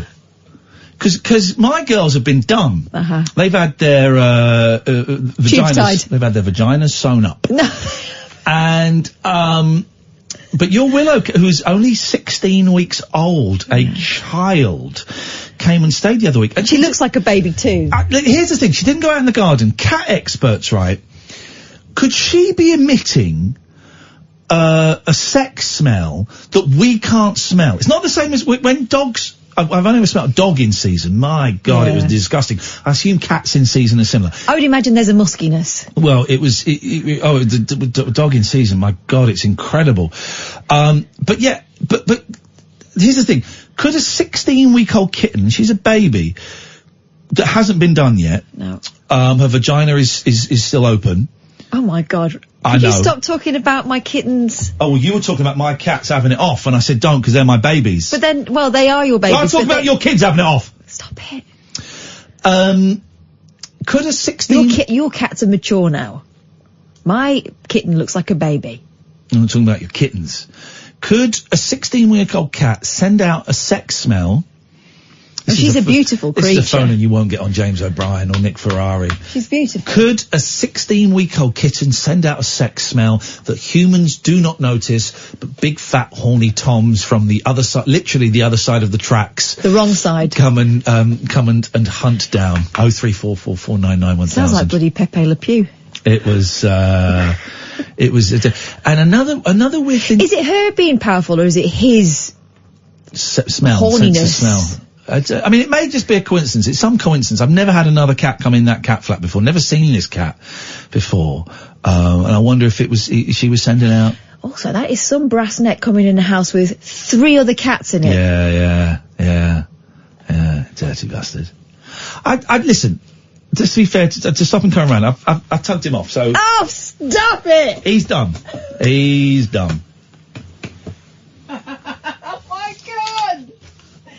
So what did you get sacked for, Mummy? Well, you know, Uncle Ian, he talked about masturbating a cat. God. Let's not. I tell you what we're going to do is, I don't know what the next trail is, a trail for one of our colleagues. Whoever the colleague is, they joined in with what I did to the cat. Stop it. Let's find out who helped me. Across the UK, online and on DAB. The Matthew Wright Show. Take a trip into the alternate reality of late night radio. I think I'm in something like The Matrix, and so are you. The Late Night Alternative. Hello. With Iain Lee. Is there anybody out there? On Talk Radio. Hello. Yeah, that figures. 03444991000. Another weird thing, we got a couple of calls. I'll come to you in a second. We didn't get to mention this the other day. I forgot about this. I was in a really horrific car crash in February, I think it was January or February of this year. Horrific, life-changing injuries for one of the people that was involved. Hugely traumatic and upsetting for me. I still can't really talk about it. Whenever anyone asks me about it, I kind of go, oh yeah, it was horrible, and then change the subject. So I've still not quite come to terms with it. So I've had 2 letters in the last 7 days about this car accident, right? The second one today was from, the first one, let's do the first one, because I thought they were linked and they weren't. So the first one last week is this long legal letter from a lawyer. Right, it goes on for pages, and it has photographs of my car, and it says you were in a serious car accident on this day. It goes details all of the stuff. We believe this was your fault, and I'm reading this, and it's been proven by the police that it was not my fault. And my insurance, all of this. You were involved in this car accident. Here is the photographic evidence. We are making a claim on behalf of, and then I can't quite. First of all, I thought it was a scam, so I googled it, and the company, the lawyers are legit, and it's basically, I'm being sued for £3,500 for the damage done to the road in this accident, right? And the thing is, the damage would be like oil leakage on the road. I don't think I even I can't remember if I hit the central reservation. I don't think I did. So I got this letter and I'm reading it going, what? And I just kept reading it. First of all, I thought it was a scam. So I Googled the lawyers and the company they're making the claim for. They're legit. And the phone numbers and the addresses all tied up. So they're legit. And I just kept reading it and I started shaking. I was shaking because I've been reminded of this thing that was so upsetting to me. Even now, it's so upsetting. Then I'm shaking with anger because I'm thinking, pigging, I'm trying to swear less, so I'm saying pigging now. You pigging scumbags, you pigging pigs. Then I started getting scared, thinking, my God, I'm gonna go to court for this. And then I read it really carefully, and it says they're writing to me, they're writing to everybody that was involved, they are also writing to my ex-insurance company, and the way I can make this go away is if I send them a cheque for £3,500 now. I'm thinking, I haven't got £3,500 that I can just do like that. I'm starting to panic.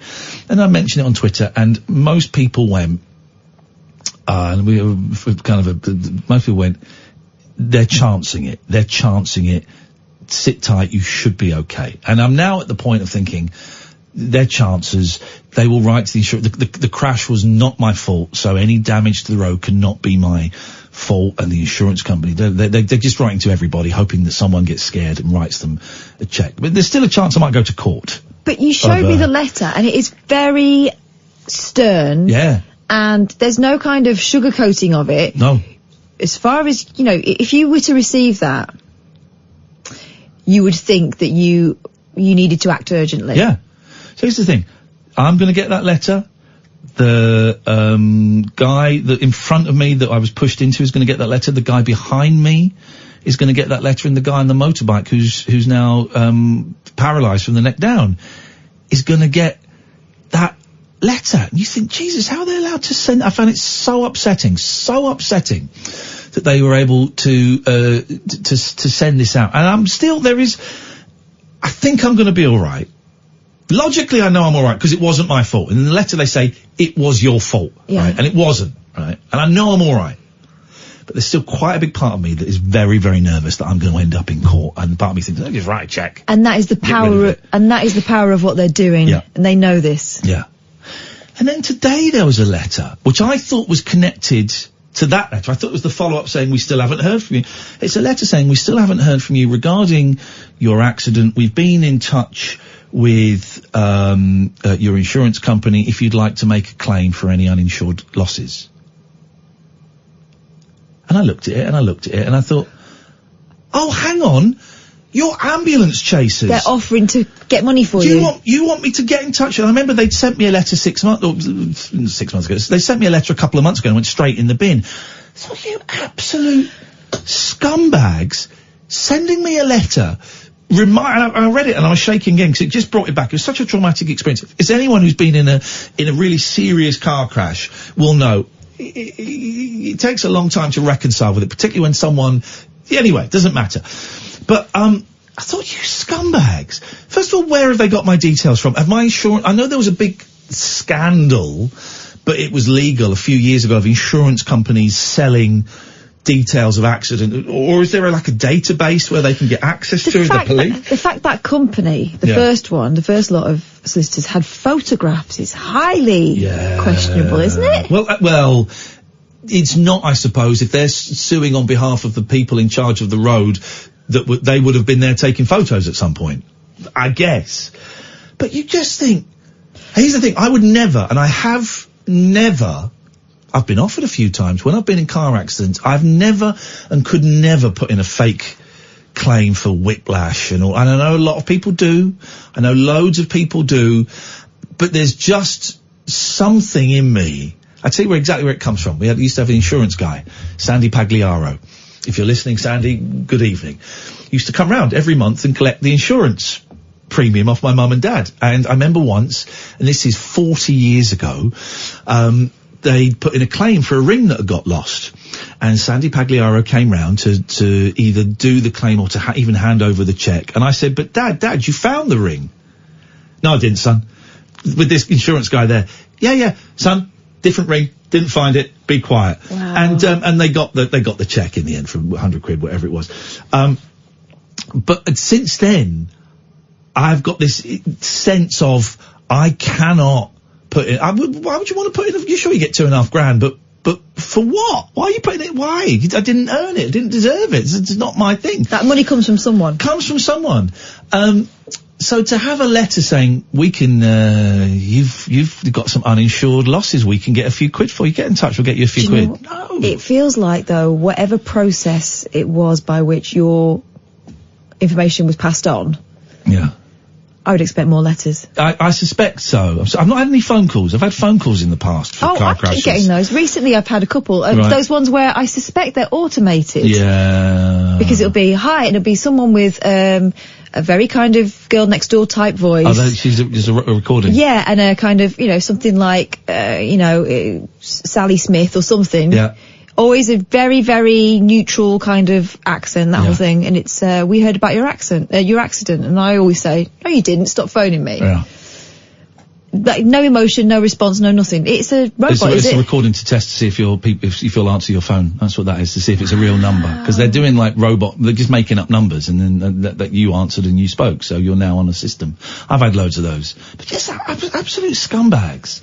And it's, thank God, most crashes, only the crashes I've been in, are bumps and scrapes and a little bit of dentage. Still upsetting, but, after a week, couple of days, you're over it, and it's like, okay, this was, the impact in a terrible on, state after that. God, the impact me, the poor guy who's, physically, is changed forever, he died in front of me and came back, brought back to life.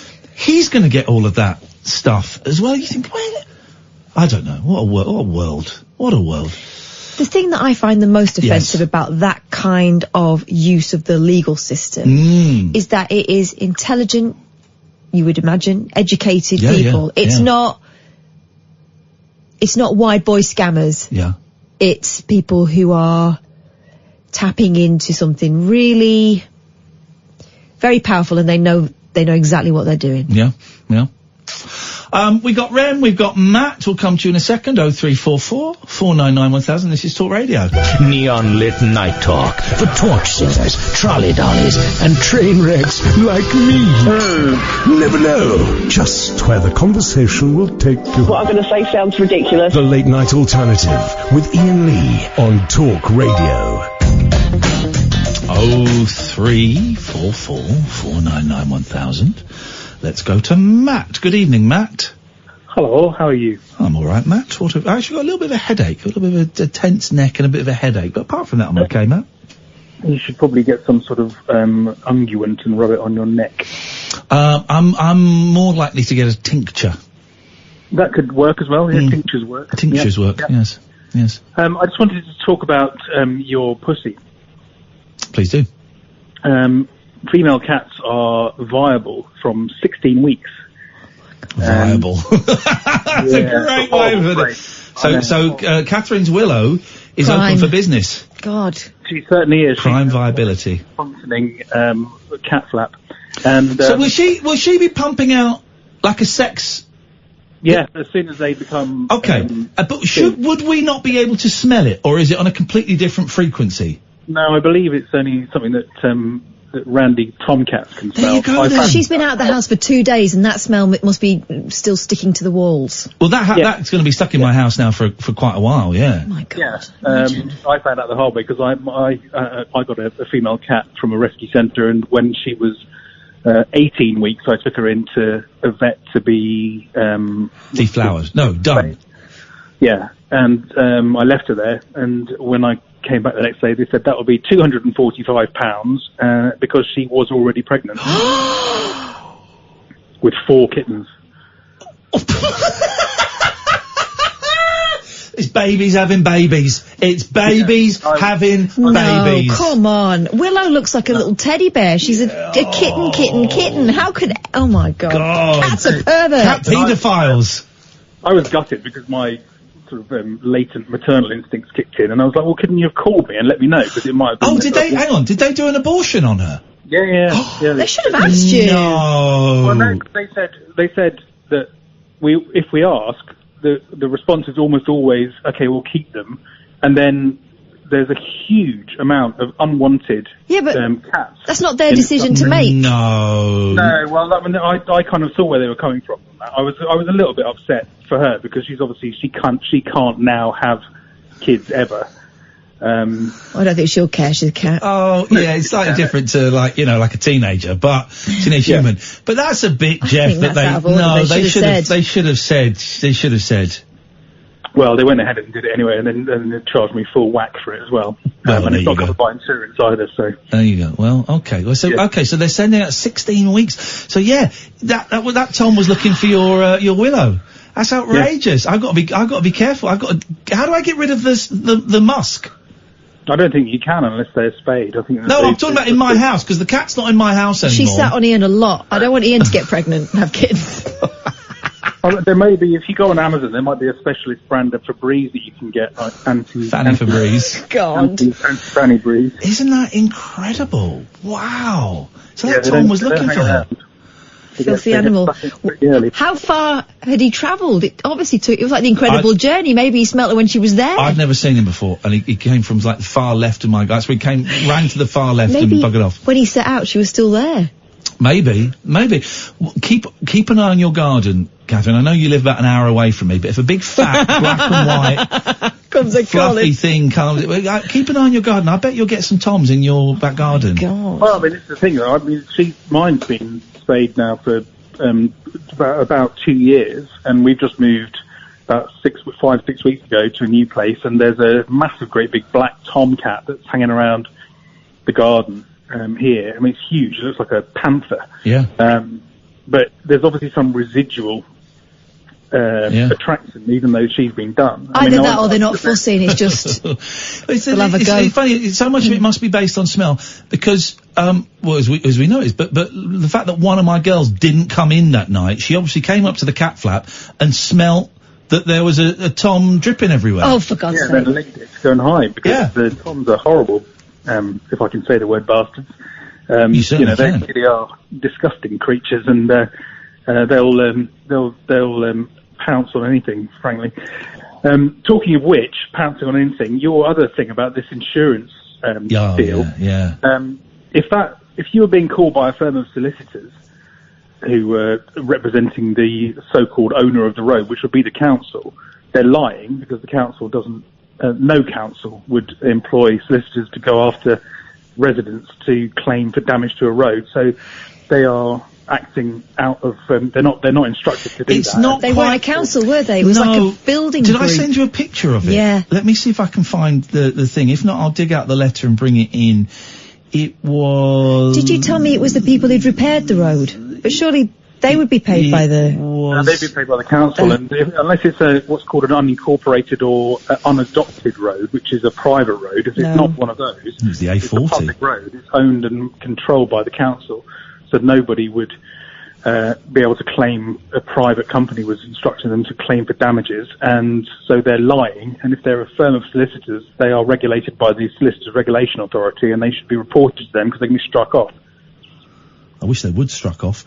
Yes, they should struck off. Exactly. I can't find the thing that I sent you. They've got photos of the car at the accident site that will have been taken by either the insurers of the person who caused the accident, or possibly your insurers or another insurance company that turned up as an emergency.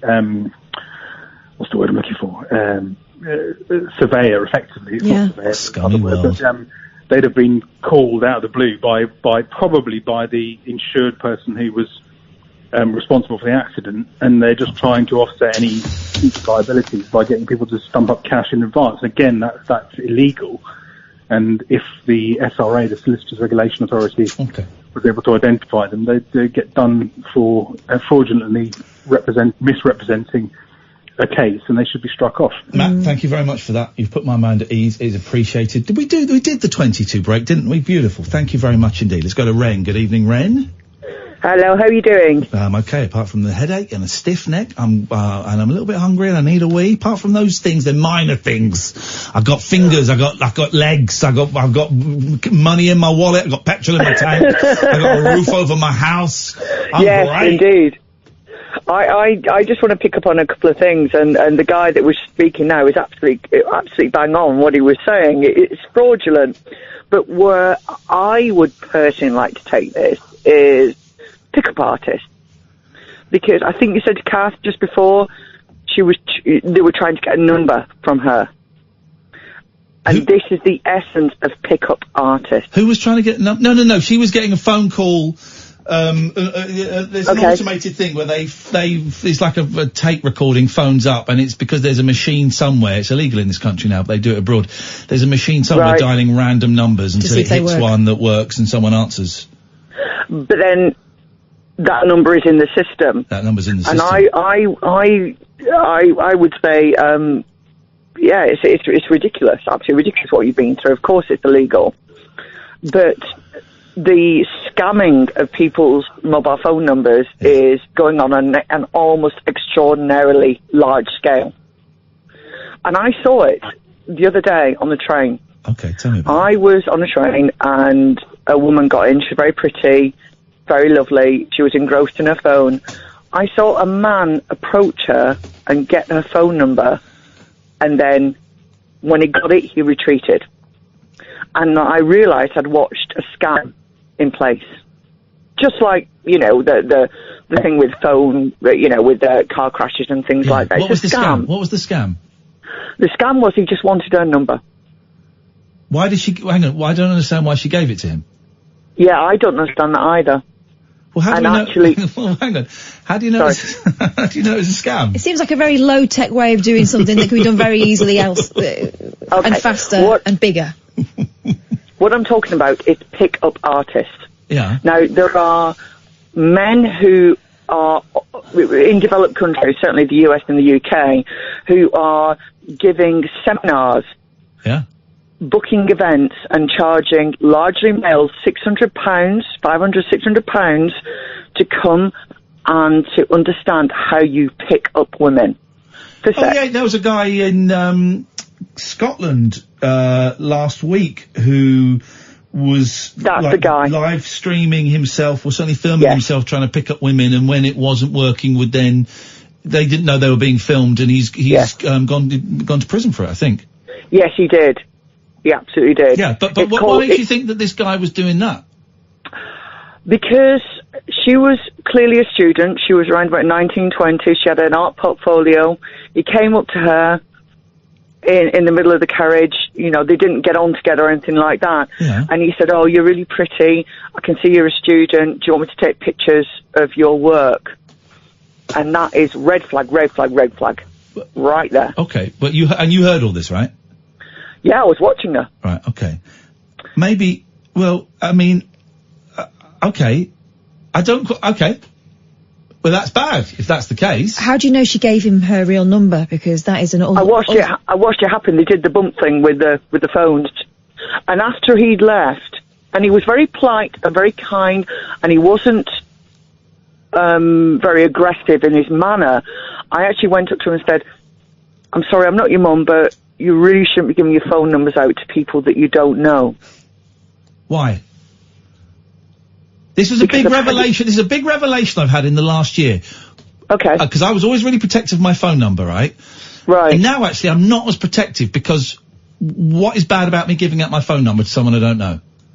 I think in your case, you're okay. What is bad about someone giving out their phone number to someone they don't know? Because if they don't have the awareness that somebody might be trying to scam them, then that can be incredibly dangerous. Well, you get blocked. So if someone phones up, you give someone your phone number, and they turn out to be a dick, just block them. Yeah, but I don't think everybody always thinks that way. And it's quite... It's quite patronising, isn't it, to think that a 19-year-old woman didn't know what she was doing? Maybe they knew each other. Maybe they were on the same course. Maybe it was a friend of her dad's. Maybe he had a number for her, but she changed it and he didn't have the new number. Maybe he'd lost his phone. Maybe he was going to be able to promote her work. Who knows? Maybe she felt obliged to take his number, but then she immediately blocked it. You just don't know. I watched the whole situation unfold, and you don't know. But you weren't in her head. Sorry? But you weren't in her head. Oh, well, okay, yeah, fair enough, but I could see it happening. She didn't know him. It was clear by the interaction. She gave him her phone number, and he left. But what I'm actually trying to talk to you about is the concept of pick-up artists and the game. But you don't... Yeah, okay, but then let's put that conversation to one side, because you don't know that he was a pickup artist. You're assuming he was. I think there are big red flags around people going to other people and then saying, I think you're really pretty, I think you're really lovely, I'll take pictures of your work. And it was clear that the two of them, because I was watching the interaction, but didn't really know each other. Sorry? Well, I interrupt you in the middle of the sentence. Didn't really... It was clear by the interaction that I observed that the both of those people did not know each other. Oh, you went from didn't really to... Okay. But you don't know that he was a pickup artist? No, I don't. Not for certain, but that's the point, isn't it? Is that we don't know for certain. Okay, so you're saying she shouldn't have given her phone number out? I think it's a very inadvisable way to go about your business. It's 19-year-old woman is a fully developed, fully grown adult. Well, I don't know. She was certainly a student. She had a portfolio with her. You wouldn't want to tell women what they can and can't. I certainly wouldn't want to tell women what they can and can't do. Also, this young woman has grown up in the age of online dating. She probably knows about more checks and balances on people than we do. That's very true, Catherine. I think that's very, very true. I think the millennials know a lot more about dating than we do. Well, I'm a 40-year-old woman, so...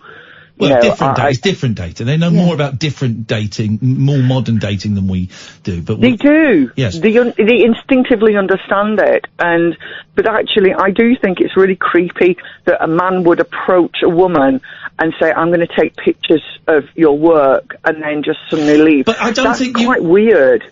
Well, I don't know. Is it? Are they on a train? Yes, it was on a train, yeah. Okay, but I find it, I find it makes me uncomfortable that you're saying that women shouldn't give out their phone number to people. It's up to them. It certainly is up to them. Yep. I think the distinction is really, do you have the awareness to know? I give out my phone number to everybody, but then I am aware. What's funny? Wren! Oh, come on, man. You're kidding me. You're phoning up to say other women shouldn't give out their phone number to men, but you can do it because you know what's going on in the world. Come on, man. Do you know how patronising that sounds? It's not patronising. Yes, it is. Why? Why is because it's okay for you to give out your phone number because you know what's going on in the world, but you recommend that other women shouldn't. Can I tell you what I was doing yesterday morning? Ren, can I tell you what I was... Ren, come on. You gotta know how patronising and arrogant that sounds. Can I tell you what I was doing yesterday morning? Is it relevant to this conversation? Yes, it is, actually. Then please tell me. I've just accessed an app where I counsel women who have been really seriously abused. And a lot of the time when I'm talking to them, they don't understand what they are dealing with. But you do. They'll say... You know better than other women. No, I don't. No, I'm saying I have an awareness, but I am not the I just think it's quite arrogant to say, it's okay for me to give out my number because I know what's going on, but other women shouldn't give out their number because they don't know what's going on. No, what I'm saying is that what I am saying very clearly, Ian, is that unaware women shouldn't be giving out their number unless they are. Well, how do you know when you're aware? How do you know when you're aware or not? Well, it's a funny thing, isn't it, really? It's a bit of a movable feat. I don't think it is funny. I think it's strange that you immediately jump to the conclusion that this person is a predator. You don't think that a man coming up to a woman in a train carriage saying that she's pretty and wants to take pictures is not predatory behaviour? Seriously? No, I don't. Necessarily. Well, I think you're an idiot then, to be honest. Well, I think you're rude.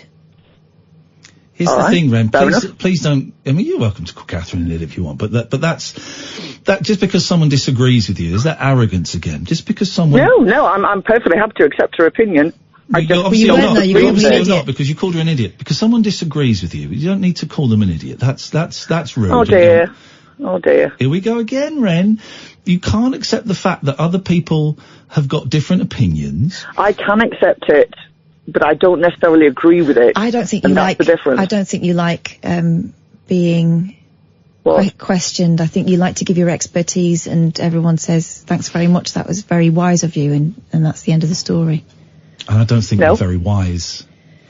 I never said I was white. I think you've had some horrific experiences in your life that you then extrapolate to explain other people's experiences. I'm sorry, I'm going to cut across you there. In what world is it normal for a man to go into a carriage with a woman he doesn't know and say he's going to take pictures of her? That's not what you said. That's not what you said happened before. Try again. No, you've completely lost me. What you've just said there is not how you describe the incident about 4 or 5 times. Try again. The incident was... Try again. The incident was a lovely woman, very young, came into the carriage. She was sat engrossed in her phone. A man got onto the same train and a different carriage came up to her and said, "You're really pretty, you're lovely, I'm a photographer, I can see you're an art student, I'll take pictures of your work." There you go. That's not what you just said. You're going back to... exactly... It's not, Wren. You're going back to the original story. Just the previous time you said that, you said he was going to take pictures of her. Right, okay, I apologize. If I did say that, then I'm sorry. You did. But basically, he was invigilating an incident where he could take pictures of her artwork. I think you've had a very negative experience, and you are now looking to find people to, you're looking for people to attack that don't necessarily need to be attacked. Okay, let's talk about pickup artists and the seminars that are going where men are actually... We haven't really got time now, I'm afraid. But it's important. Well, you should have talked about that at the start of this phone call. We're late for the news Well, now. then I've obviously learnt something tonight then, haven't I? Certainly not manners. And you still let me get on, don't you? You still let me talk. Of course I let you talk, because I'm a nice guy. You are a nice guy, but I'm not the enemy. I'm really not. I'm really trying very, very hard. You've made it combative again. I've never said you were the enemy. No, and I'm not. And this morning, and I'm not saying this as self-aggrandizing, I've been counselling women for free who've been seriously abused, and they don't understand what's going on. And then I don't. With respect, that is irrelevant to this phone call. Not really, because I want to talk about pickup artists. Well, no. Well, you should have talked about that at the start of the call instead of you being nosy on a train. I'm sure it's great that you do this great work with women who've been abused. Thank you. I'm really not the enemy here, Ian. And at no point have I said you're the enemy. Again, I think I know you're not. And I don't want to get combative. But it's too late, because you have been combative throughout the whole phone call, while we've been very, very polite and very calm, and you've just got more and more aggressive with us because I've not. You called my friend an idiot. Yes. That's aggressive. Okay. The point is it's not our fault. It's not our fault what you went through. And I never said it was. Getting a real what I am trying to say very clearly. We haven't got time to talk about pickup artists. Why not? We should be talking about it, shouldn't we? Okay, but we're 3 minutes late for the news. You've already had quite a long time, and it's been a thoroughly unpleasant call from my point of view. Okay.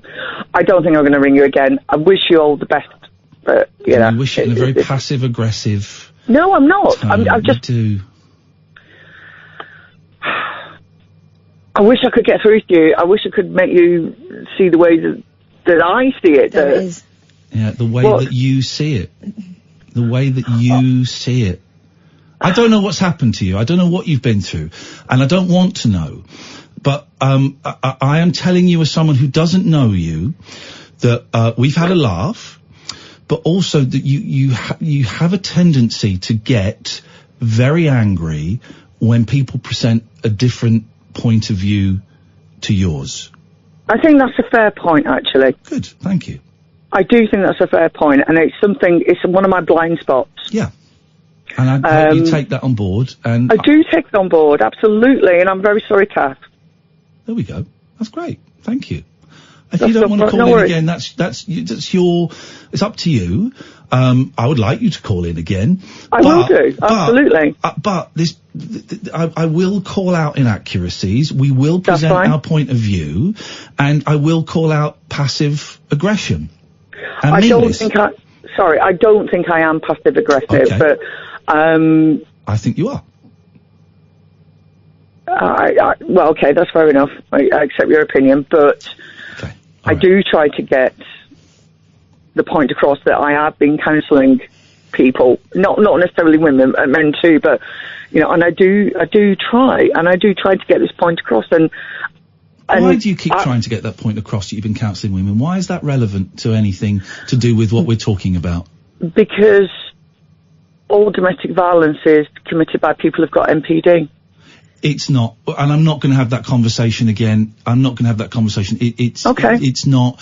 I remember your point about everyone who has attempted to take their own life or has taken their own life is doing it because of they have had some form of relationship with the narcissist. I did say that. Yeah, absolutely.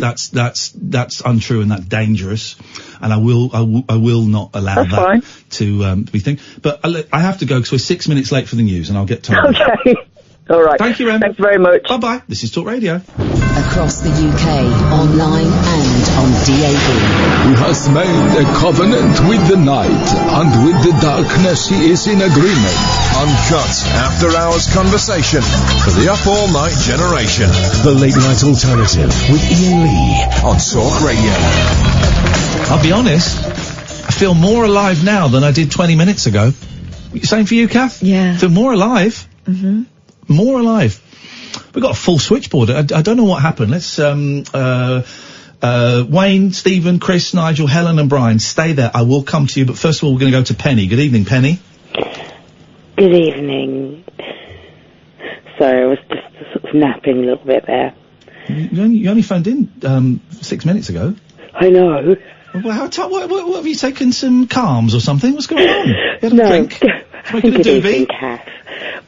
No, what happened was I was lying in bed listening, and then the last person phoned up, and I'm with you. I think they were passive aggressive, but I think they got stuck in a bit of a behavioural cycle, really. And I kind of missed a little bit at the beginning, but my understanding was that what they were saying was that they have witnessed somebody, a woman, giving their phone number to a man on a train. Yeah. Is that what they said? And then they were saying that, that's really unsafe, and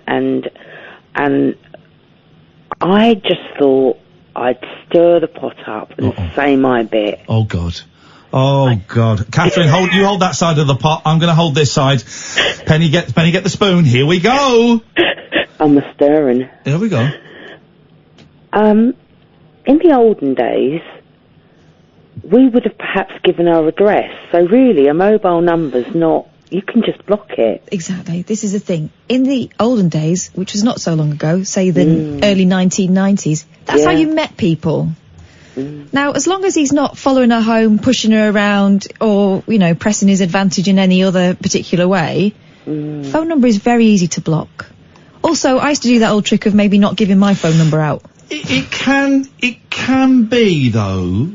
I remember that guy that ran that, festival that collapsed. Yes. We had a guy on, Penny, and he ran a festival that collapsed, and we had him on the show. He had my mobile phone number, and for a couple of weeks, he did make things very unpleasant for me and very uncomfortable by posting my number online, by getting me to be part of WhatsApp groups where they were all...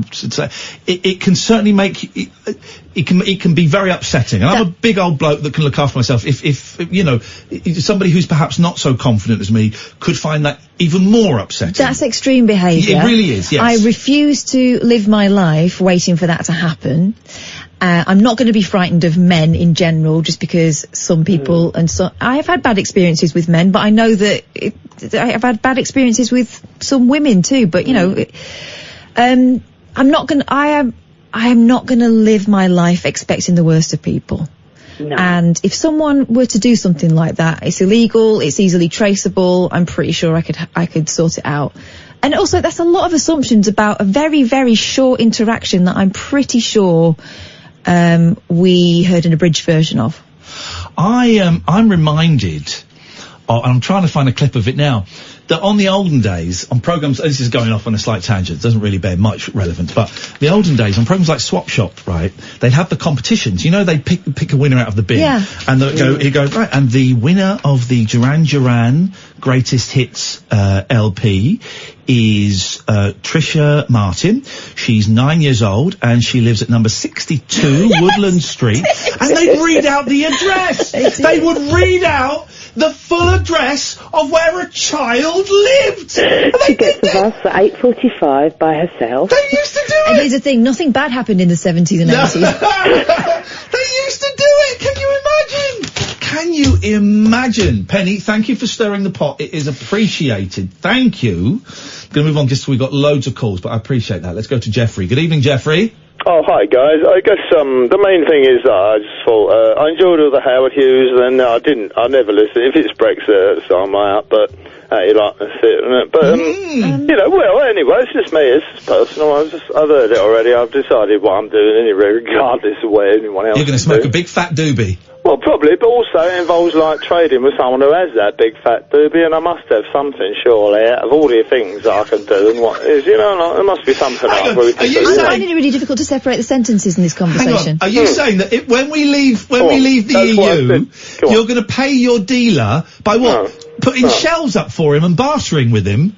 Well, if necessary, but I'd rather actually, like, deal with... I'd rather deal directly with a country that can provide something that we can't make, and exchange it for something that we can. Yeah. Which surely negates the whole, like, how much is this particular currency worth today? It's like, it's worth what it is, isn't it? A drum is worth to me, like, this many bread rolls, and that's it, or whatever. I'm not yet bothered. You can stick as many... How many bread rolls is a drum worth? Well, it's to be negotiated between both parties. It's not. I can't just say, like, all right, a drum is worth like this many. It's not. I can't. I'm not. You've got a drum, Jeffrey, and I want it. I've got 6. They're soft baps. Well, it depends what drum you want. Do you want, like, proper, like, nice, like, handmade African, like, made out of, like, a tree, or do you want just, like, some, you know, jumbo, I'll just pick up and bolt them for you, stick a fiver, and I'll post it to you? What do you want? It depends. Where are you shipping it from? Because if we're sending bread rolls to Africa, we're going to need some pretty if it's from Africa, you're literally talking, like, it will come with the video showing, like, them as they make it and like how to play it, so it's actually quite good. It's actually like, it's not just. I'll give you 6 soft baps and 2 crusty rolls. I'll tell you, for that I want like something like approaching, not a bakery, but I want a bit more 6. I know what you want. I know what you want. It's not me. It's you want one with mixed olives in it. They're gorgeous. Yeah, all right, at least, and maybe herbs and cheese and whatever. Yeah, some nice bread. Now he wants herbs and cheese. Yeah, fancy. I don't know. It's a whole tree for 6 baps, I must say. All right, I'll give you a French stick as well. Anyway, I know I'm the guy that you always go, oh, I don't remember. But and a cheesecake, but the proper London cheesecake with the wiry cheese on top. I'll tell you what, like, when you next have a game do, I'll come down and I'll play it. We just do, like, I don't know, 2 minutes of Monopoly on, like, maximum, which is just like, we just deal out the cards and we give it, what, 2 rounds, and we just see what happens, right? Whoever wins, it's like playing blackjack, mate. You have a winner, right? There's no point in playing all night. You have a win and lose, you know, so... Can you play Monopoly in 2 minutes, then? Well, if you know how to do, yeah, I can play anything in 2 minutes if you have to. If you're not bothered about actually getting anywhere. Well, if you deal all the cards, I've just realised that there's a screen behind me showing me, but a second later, and I've worked out, if I'm quick enough, I can flip myself the V's. You can what? Give yourself the V's? Do you mean you're insulting yourself? I can flip myself the V's. Look at that. Hang on. Hang on. You know, you always say, like, oh, we're on video, but actually, does anyone actually see this video? No, it's private. Rupert Murdoch my own private, me, Rupert Murdoch, sit around naked, watching videos of me flicking the V's at myself. What I do know is, I always think, right, if I'm going to, like, hang with a Catherine, right, it's got to start with a K, not a C, because we've got one in the family. Hang with Catherine. You know. Well, hey, you know, if it's going to be, there's got to be a K. This is that extra hard edge. Fall down that K-hole. Oh, I didn't mean it to sound like that. I didn't mean it to sound like that. Leave my K-hole alone. It didn't mean it to sound like that. Thank you, Jeffrey. Brian? Hello. Hello, Brian. Hi. First of all, nobody should ever call Catherine Boyle an idiot. She's a respectable broadcaster, and she's done this show many times on her own and done a fantastic job. I can be an idiot at times, but thank you for your kindness. Brian, we got Brian brackets Bumlick. That's easy. No, you're right. Yes. I was going to ask you, you know, like, we're coming up to Halloween now. Are you guys going to be doing anything spooky tomorrow night for Halloween? Because I've got a really scary ghost story to tell you. I'm about going the to be Spinewood in having Newcastle. a spooky poo.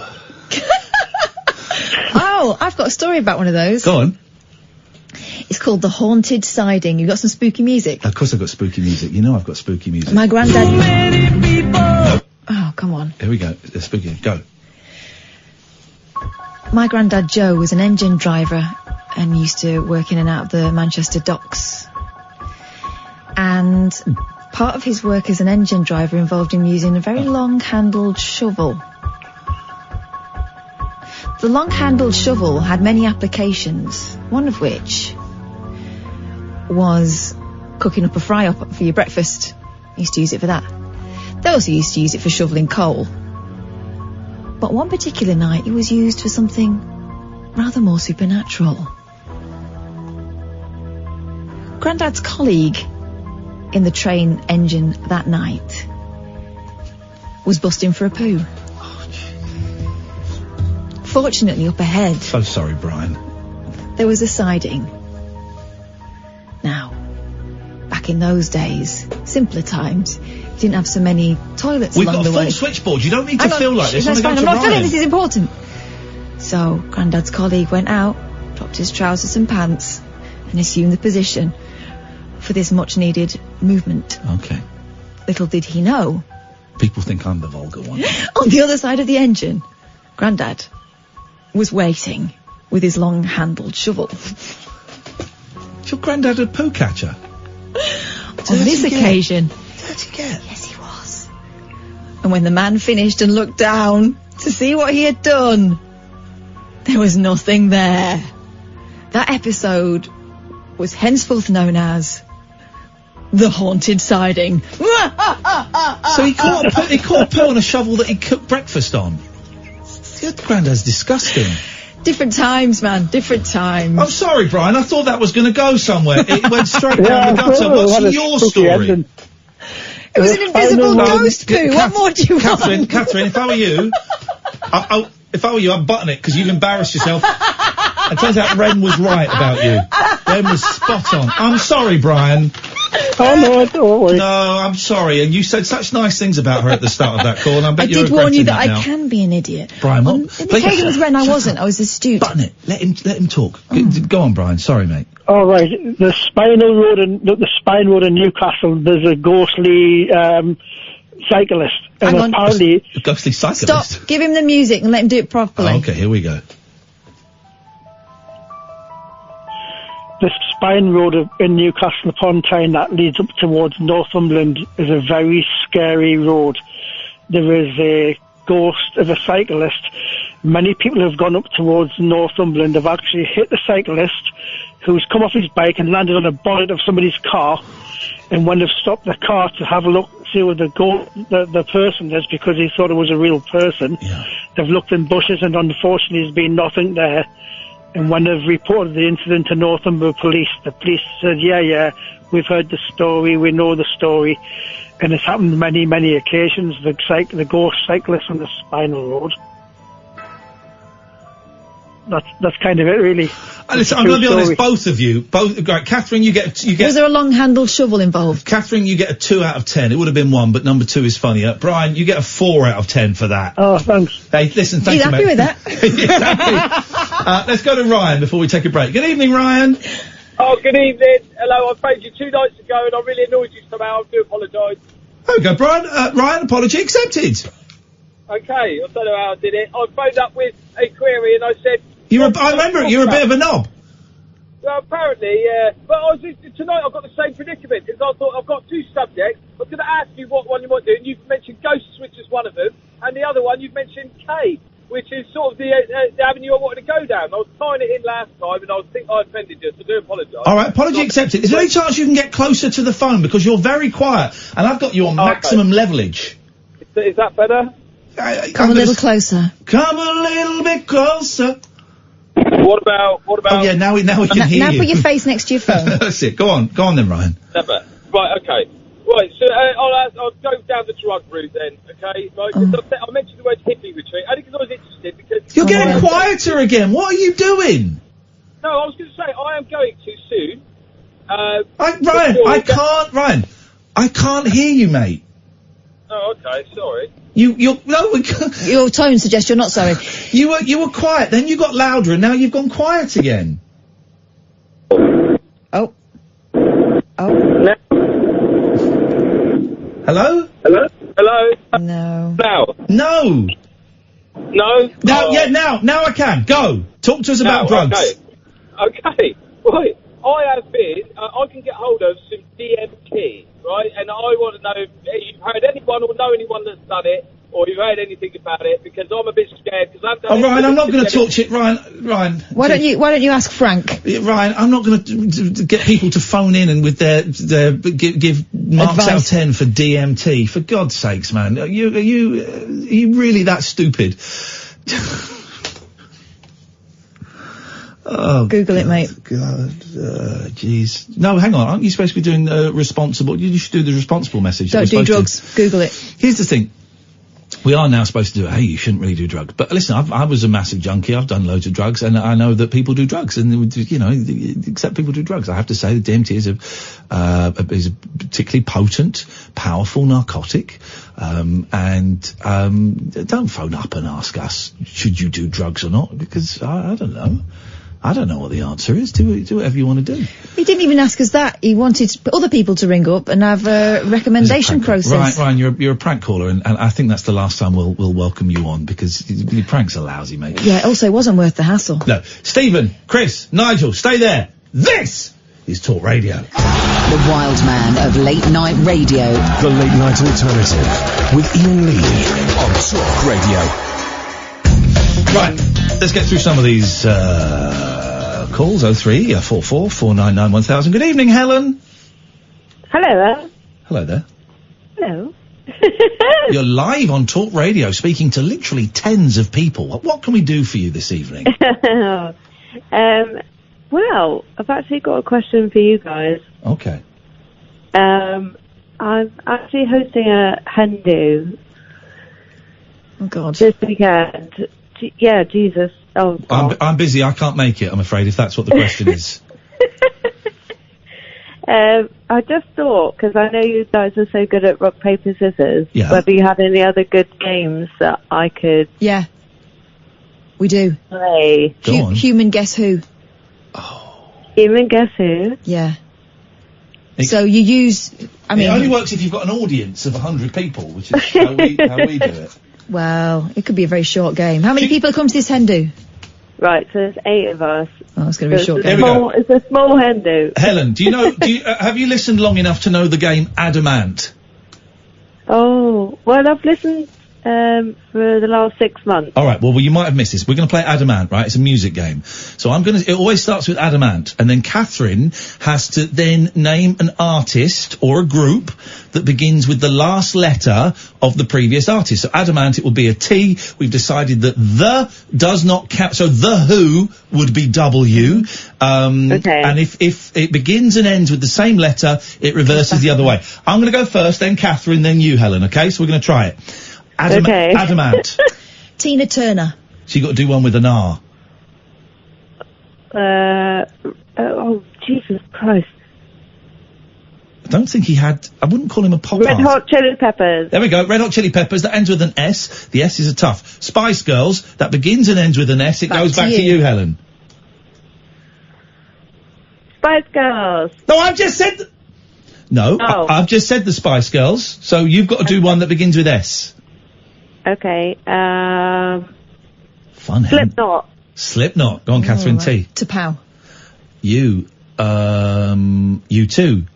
That ends with an O, we'll say, so you've got to do one with an O, Helen. Oasis. Okay. Back to a lot of S's pop up. Spandau Ballet. Tanita Tickerum. You get the idea, Helen? I get it. Yeah, that's a fun game, right? I would suggest making it into a drinking game, but I don't think you'll need to. Yeah, obviously, all of these games we suggest, involve copious amounts of booze. Or hen do. I don't know how henny you're going. I mean, are you going to have like knob straws and stuff? Oh no, it's Good. Not, it's going to be, well, hopefully it's going to be a bit more highbrow. All right. Well, maybe there's some sort of classy forfeit you could do for people who slip up. My mum's going, so. Well, my mum came, well, she didn't come to mine, she was banned. So whose hen is it, Helen? My sister's. This is an appropriate question in 2019. First wedding? Yeah, it is. Beautiful. It's exciting. It's exciting. It's a guy that she met on Tinder. After about 3 weeks. And did she give him her phone number? Because that was very ill-advised. They didn't get engaged. She did give him a phone number. She would have to. Controversially. They didn't get engaged after 3 weeks. No, after probably about 2 months. Wow, that's still fast, isn't it? That's only 5 weeks later than my initial. So how long have they been together? It's about less than a year. Helen, you've got to stop this wedding at any cost. Do you think this is okay?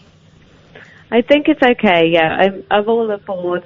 I'm all above board. He seems like a nice fella, does he? Yeah, he seems nice. All the jokes, all the above board jokes are because we're going on a boat. Okay. Are you drunk now, Helen? Because that's the vibe I'm getting from you. A little tipsy. No, I'm not. So what, you say you're going on a boat. Is this a ferry or are you going on a cruise for this? No, disco boat. We've hired a boat. Yeah, it's a disco boat. We're going on the Norfolk Broads. It's crazy. Oh my God. When are you doing it? Saturday. Mate, it's gonna be freezing! I know. Oh my goodness. I mean, you're gonna have a laugh, but wear 5 pairs of knickers, because it's gonna be so cold up there. So you're on are you on a barge? No, well, we're only just going on the day on a boat. Okay. The rest of the time we'll be staying in a nice, cosy house. Okay. Oh, that's all right. So it's not going to be like one of them booze cruises you get in, like Magaluf, where you all jump off the side with no tops on. I mean, my mum wishes it was that. Well, I can't think of any games that would be appropriate for a hen do. Please, if you see any minor celebrities there, do not approach them asking for a snog, because it makes them really, really uncomfortable. I'll tell you that now. Do you remember, Catherine, we were out having dinner at Giraffe, right? Not exactly a classy place on the South Bank. And a woman came up. I could see this 2 women and a man were really looking at me and nudging and pointing. And then one came over and said, "Oh my God, I love you," or whatever. "It's my birthday. Would you My friend's done me a dare. My friend's done me a dare. It's my birthday. Would you give me a kiss?" And I went, No. I said, "Happy birthday, but I'm not kissing you." I'll go on. I said, "No, I'm not going to give you a kiss. I don't know you. I think I was married at the point." But also, he was sitting with me. They don't know what our relationship is. And it got really quite tense, and she was really pissed off that I wouldn't give her a kiss. It was very awkward. And I wasn't that bothered, because it was like her problem. Yeah. And I said, "No, I'm not. I wish you a happy birthday. Have a great night. But no, I'm not going to give you a kiss. Imagine if I'd gone up to I don't know, Carol Vaughan, I'd gone up to a woman and said, "It's my birthday." The Carol Vaughan, I'm not equating myself there.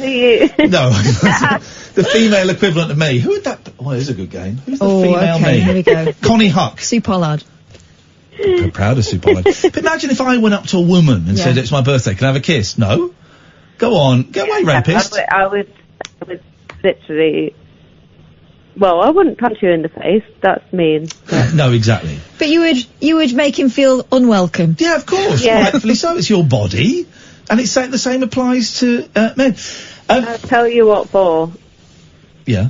Oh, go see. Helen, listen, give us a call on Monday or Tuesday whenever you've recovered, and let us know how it goes. All right, thank you. Thank you very much. Have a lovely, lovely time. What a nice sister to have. Yeah. Who is the female equivalent of me? I'm going in Huck. Connie Huck. Yeah, or Katie Hill, someone like that. I would say I'm bigger than Katie Hill. Wow. I would say I'm saying bigger than All right, Katie Hill. let me rethink. It's a good game, this, isn't it? Or we can do this is tomorrow's show. Who is the gender opposite person equivalent of certain celebrities? You start with me, but then we'll. It's fun, that, isn't it? All right, remind me. Gemma Collins.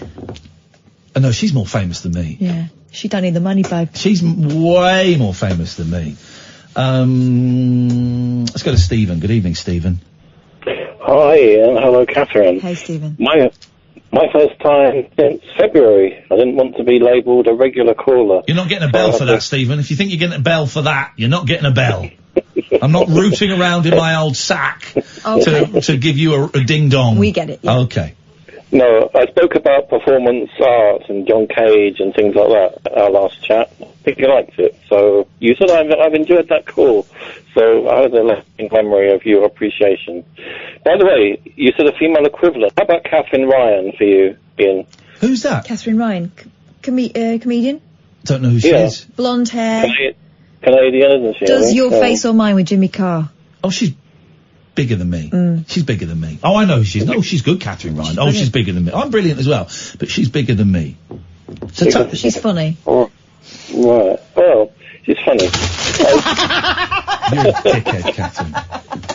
Who's the male equivalent of Catherine Boyle? Oh, God, there isn't one. The male equivalent of Catherine Boyle. What about... what about the Stevie? You know Stevie, the lad who works down the chippy? one of the bin men? I don't know Catherine that well. No, nor do I. No one does. She's an enigma, wrapped in a mystery. Her dress is a bit too tight. Trapped in something else, I know, yeah. Right. Yes. Oh, by the way, I'm about to say, could I have a brief game of Adamant with you? Of course you can. Yeah, I'll start. Adamant. Catherine? Oh, you started already? Tom Petty. Go on. Sorry, could do that. Tom Petty. It's a Y. Oh, why? Well, because we're playing the game. That's the way it goes, mate. Oh, sorry, Yardbirds.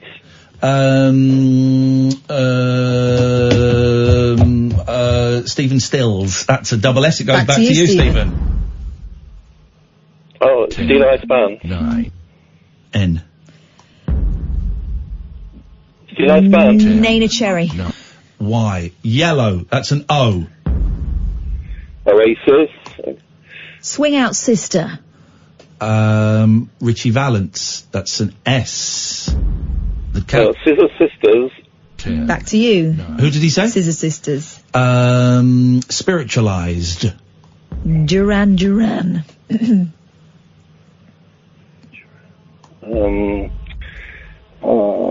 10, 9, 8. 7, there must be something. 5, 4. The Newman Brothers. 2, 1.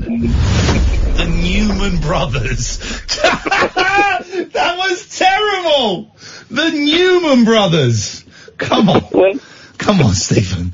The Newman. You could have gone Neil Diamond, Neil Young, Nick Kershaw, Nick Cave, all these people. Anyway. Oh, I know. Can I ask you a question? You can certainly ask me a question. I may not answer.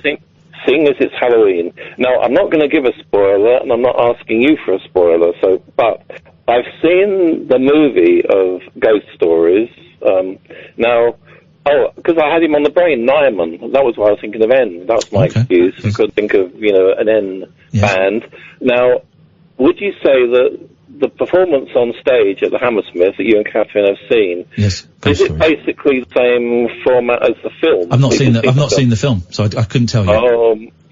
Is it? Right, I'm not going to give spoilers. It's what they would call. What do you call? It's not a compendium. What do you call? Portmanteau. It's like 3 stories. Yes, that's the thing. No, there's a word for it when it's like a TV program. If it's a horror film, they do, in the different list of movies and things like that, they call it a portmanteau. There's also another word. There's also portmanteau, but there's also another word. There's also another word for it. I can't think what it is. But yes, it sounds like it's similar. So we got the 3 and Yep. Yep. No, so I'm not going to say anything. No, you got the different stories, and there's a resolution at the end. Well, okay, you literally just said something. Yes. Yeah, right, okay, right, yeah, I've got the idea. Great. Right. Oh, one thing about your cats. Yes. As someone said earlier, it's the pheromones that they give off, and you won't be able to get rid of that smell if it's in your place. It could be traced up to a mile away. Yeah, but if my cat no longer is residing there, she's only there for a week, surely it'll wear off, won't it? Oh, yeah. Well, so how long in total, then? What? She was there for 5 days. Oh, yeah, well, that will wear off.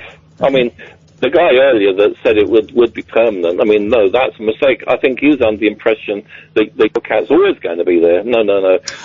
I think he meant that female cats will always have a lingering... An anthology. There we go. Oh, the anthology for the, you're right. Thank you very much. And Portmanteau's right as well. Thank you very much, Stephen. 0344 499 1000. Two classic callers coming up next. Two classic callers. I'm not going to say their names. I'm just going to get them to just say hello. So, caller number one, don't tell us who you are, just say hello. Hello. Caller number two, don't tell us who you are, just say hello. That's you. Good evening, Count Dracula here. You said don't say your name. That's right. We've got Count Dracula's coming up after this. Stimulating nightly emissions guaranteed to open your eyes and your mind. Oh my word. The Late Night Alternative with Iain Lee on Talk Radio. Okay, some interesting female me's. Jamie says Carol McGiffin, too famous. Yasmin says Kate Thornton. There's something in that. Yeah. I met Kate, she's lovely. I worked with her. I remember someone telling me once, Kate Thornton, she's great, but you can't trust her. This is what they said, because you go to a party and she doesn't drink. This is in the early 2000s. And I thought, yeah, she's probably quite wise. Yeah. I like Kate. What did we do? We did something. Did we do something together, or was I at something she was at and we said hello in that way that people who've been on telly are allowed to say hello to each other? Hello, love. That's how you lot say it. I definitely met her, and she's really, really nice. What, you haven't seen her on telly for ages. It is, of course, harder for attractive women to have a sustained career on TV because we as a society judge women differently on their ageing. Carol Smiley. I thought Carol Smiley was a great TV presenter. Just what you want from someone presenting those kind of shows. You know what I mean? Yeah. There are some women who manage to sustain. Look at Lorraine. Yeah. She's done it. But they are the exception rather than the rule. Yeah. And the weird thing is, I feel like in this society, you're not taken seriously as an adult, as a woman, until you reach a certain age. Yeah. And that's usually past the age that women are seen as being useful for television purposes. It's like Selena Scott disappeared. I think maybe she disappeared for a while out of choice. I'm sure I read that. I might have got that wrong though. I used to like Selena Scott when she's filling in for Wogan, and and these people that you don't see. Of course, I can name plenty of men that you don't see anymore that have fallen out of favour. But I do think it's harder for a woman to sustain. We haven't talked about the Samira Ahmed thing. We'll talk about that tomorrow because I find that such a fascinating story. It is harder for a woman to sustain a long television career. Yeah. What you don't get is the older woman, younger man thing, which is the opposite of the very common older man. All the time, Philip Schofield, Holly Willoughby. Exactly. Yeah. I mean, what is that relationship? It'd be unusual for those people to be friends, which is, I guess, what they're supposed to be, or is he supposed to be the uncle who's in charge? I think it's supposed to be a fatherly. But there's a definite seniority thing going on, isn't there? And it's never the woman. Anyway, let's go to Count Dracula. Good evening, Count. Hello. As we go through the keyhole, Count Dracula here. I'm not doing Brexit tonight. Count Dracula has got better things on his mind. We go through the keyhole, through my house and bedroom, to the bathroom. Hello, Catherine. Oh. Are you there? Is this Count Dracula or Lloyd Grossman? Why are you going through the keyhole? Can you not open doors? He can fly through You keyholes. can mist yourself underneath the door jamb. Yeah. I just opened the castle door. As we go through the passage, the back passage. Oh no, I'm not up We for go that. through the passage. Yeah. Okay. We get it. What's wrong with your voice, Dracula? Nigel, are you losing it? No, it's Dracula here. He's still here. He's still Are here. you feeling croaky because you had steak Nigel's for gone tea? out for the night. Get it. All right then. I give in. Yeah, I surrender. That wasn't too bad, was it? That was good, that. I enjoyed I'm that. not doing Brexit tonight. I'm not doing Brexit Don't do Brexit tonight. Please don't do Brexit. It's a signal better tonight, because it's frosty out, you see. It should be better with frost outside. Should it? Oh, that's why he was doing through the keyhole, because frost is outside. As we go through the keyhole, Bridget's going through the keyhole with me. Keyhole You've surgery. got a bit of trouble digging through the hole. Oh, there we go. Okay. Oh, here's the one. Okay. So you're not doing Brexit, which is great. Yes. You're not doing sense either, which is Am not... I live on air, by the way? Yeah, we're on the radio, mate. We're not having a chat. My throat's got a bit sore now, actually. My throat's sore, never mind. Is it the frost? Dracula, I think. Frost has made it sore. Frost has made it sore. Stop. Just stop. I've got That no David internet. Frost. You've got no internet. Good. Give it a rest. You'll go blind. Yeah. It'll fall off. That's a myth. Hello. Happy Halloween to everybody. Happy Halloween. I don't think we say that, do we? Top of the what? Happy Halloween. Happy Halloween to Miley Cyrus. Yeah. And Lindsay Lohan. She's been listening. Don't mean you wish her a happy Halloween. And what's... The what, sorry? Stuart. Yep. Okay. Happy Halloween to all those people. All those people. Happy And my Halloween. friends on Facebook. Oh, if you go to my Facebook now, I've got me in a mask doing Count Dracula on YouTube. I'm not going to see that. No, I don't like... It's a special video, I don't like video nasties. but if you've got time to look later on... A bit busy, Anybody? unfortunately. Okay. Have you got your top on in this Did you one, want or a song tonight? Did you want a stripped to the song? waist? It's not a great line. I know the Oh, I'll science... just move into the kitchen. It's better in the kitchen. I mean, Every time. Every time. Yeah, well, it was all right just in the hall, wasn't it? The back passage. No, it's not all right. Oh, hello. Hello? Hello? Yes, I'm here. Yep. Yeah, go on, do us a song. Do us a quick one. Now, what shall I do? A quick one. Fly me to the moon? Yeah, sure, why not? But that, we got to go, because Count Dracula, he always comes out when the moon's out. It does, well, night time, yeah. Fly me to the moon. Do it in the Dracula voice. Oh, yeah, do it in the Dracula voice. Oh, yeah. Fly me to the moon, and let me play amongst the stars. Let me see what spring is like on Jupiter or Mars. In other words, hold my hand. In other words, darling, kiss me. Fill my heart with song, and let me sing forevermore. Yeah, you will be with me together and adore. I love you so, I love you too. It's Count Dracula here for you. Thank you very much, Count Dracula. Have a happy Halloween. That was terrifying. Lord Vampire himself. I love it on the Legoland advert.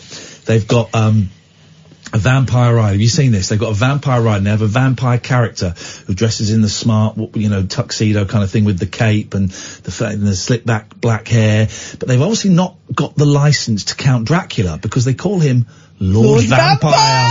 Lord Vampire. No, we call him Count Dracula. Well, we didn't get the license from the Stoker estate. Damn. Could we get away with Lord Vampire? Looks to the lawyer. I think we can. Alrighty! Open that Lord Vampire ride! Good evening. Good evening, Chris. Good evening. Good evening, Chris. And just when we thought we had too much vibe, here comes Chris to suck a little bit of it out. Chris, what can we do for you tonight? Well, apparently, Catherine is an idiot. Well, no, I think I contested that quite strongly. Okay. Point number 2. In this portmanteau of points. I know, I haven't got a point. We know, we worked that out a long time ago, Chris. Oh, shut up. Cheeky git. There you go, it's 2 in a row. I'm tempted to come down and watch your show in Cardiff. You're not. You won't. You're not. You won't. Am I banned? From what?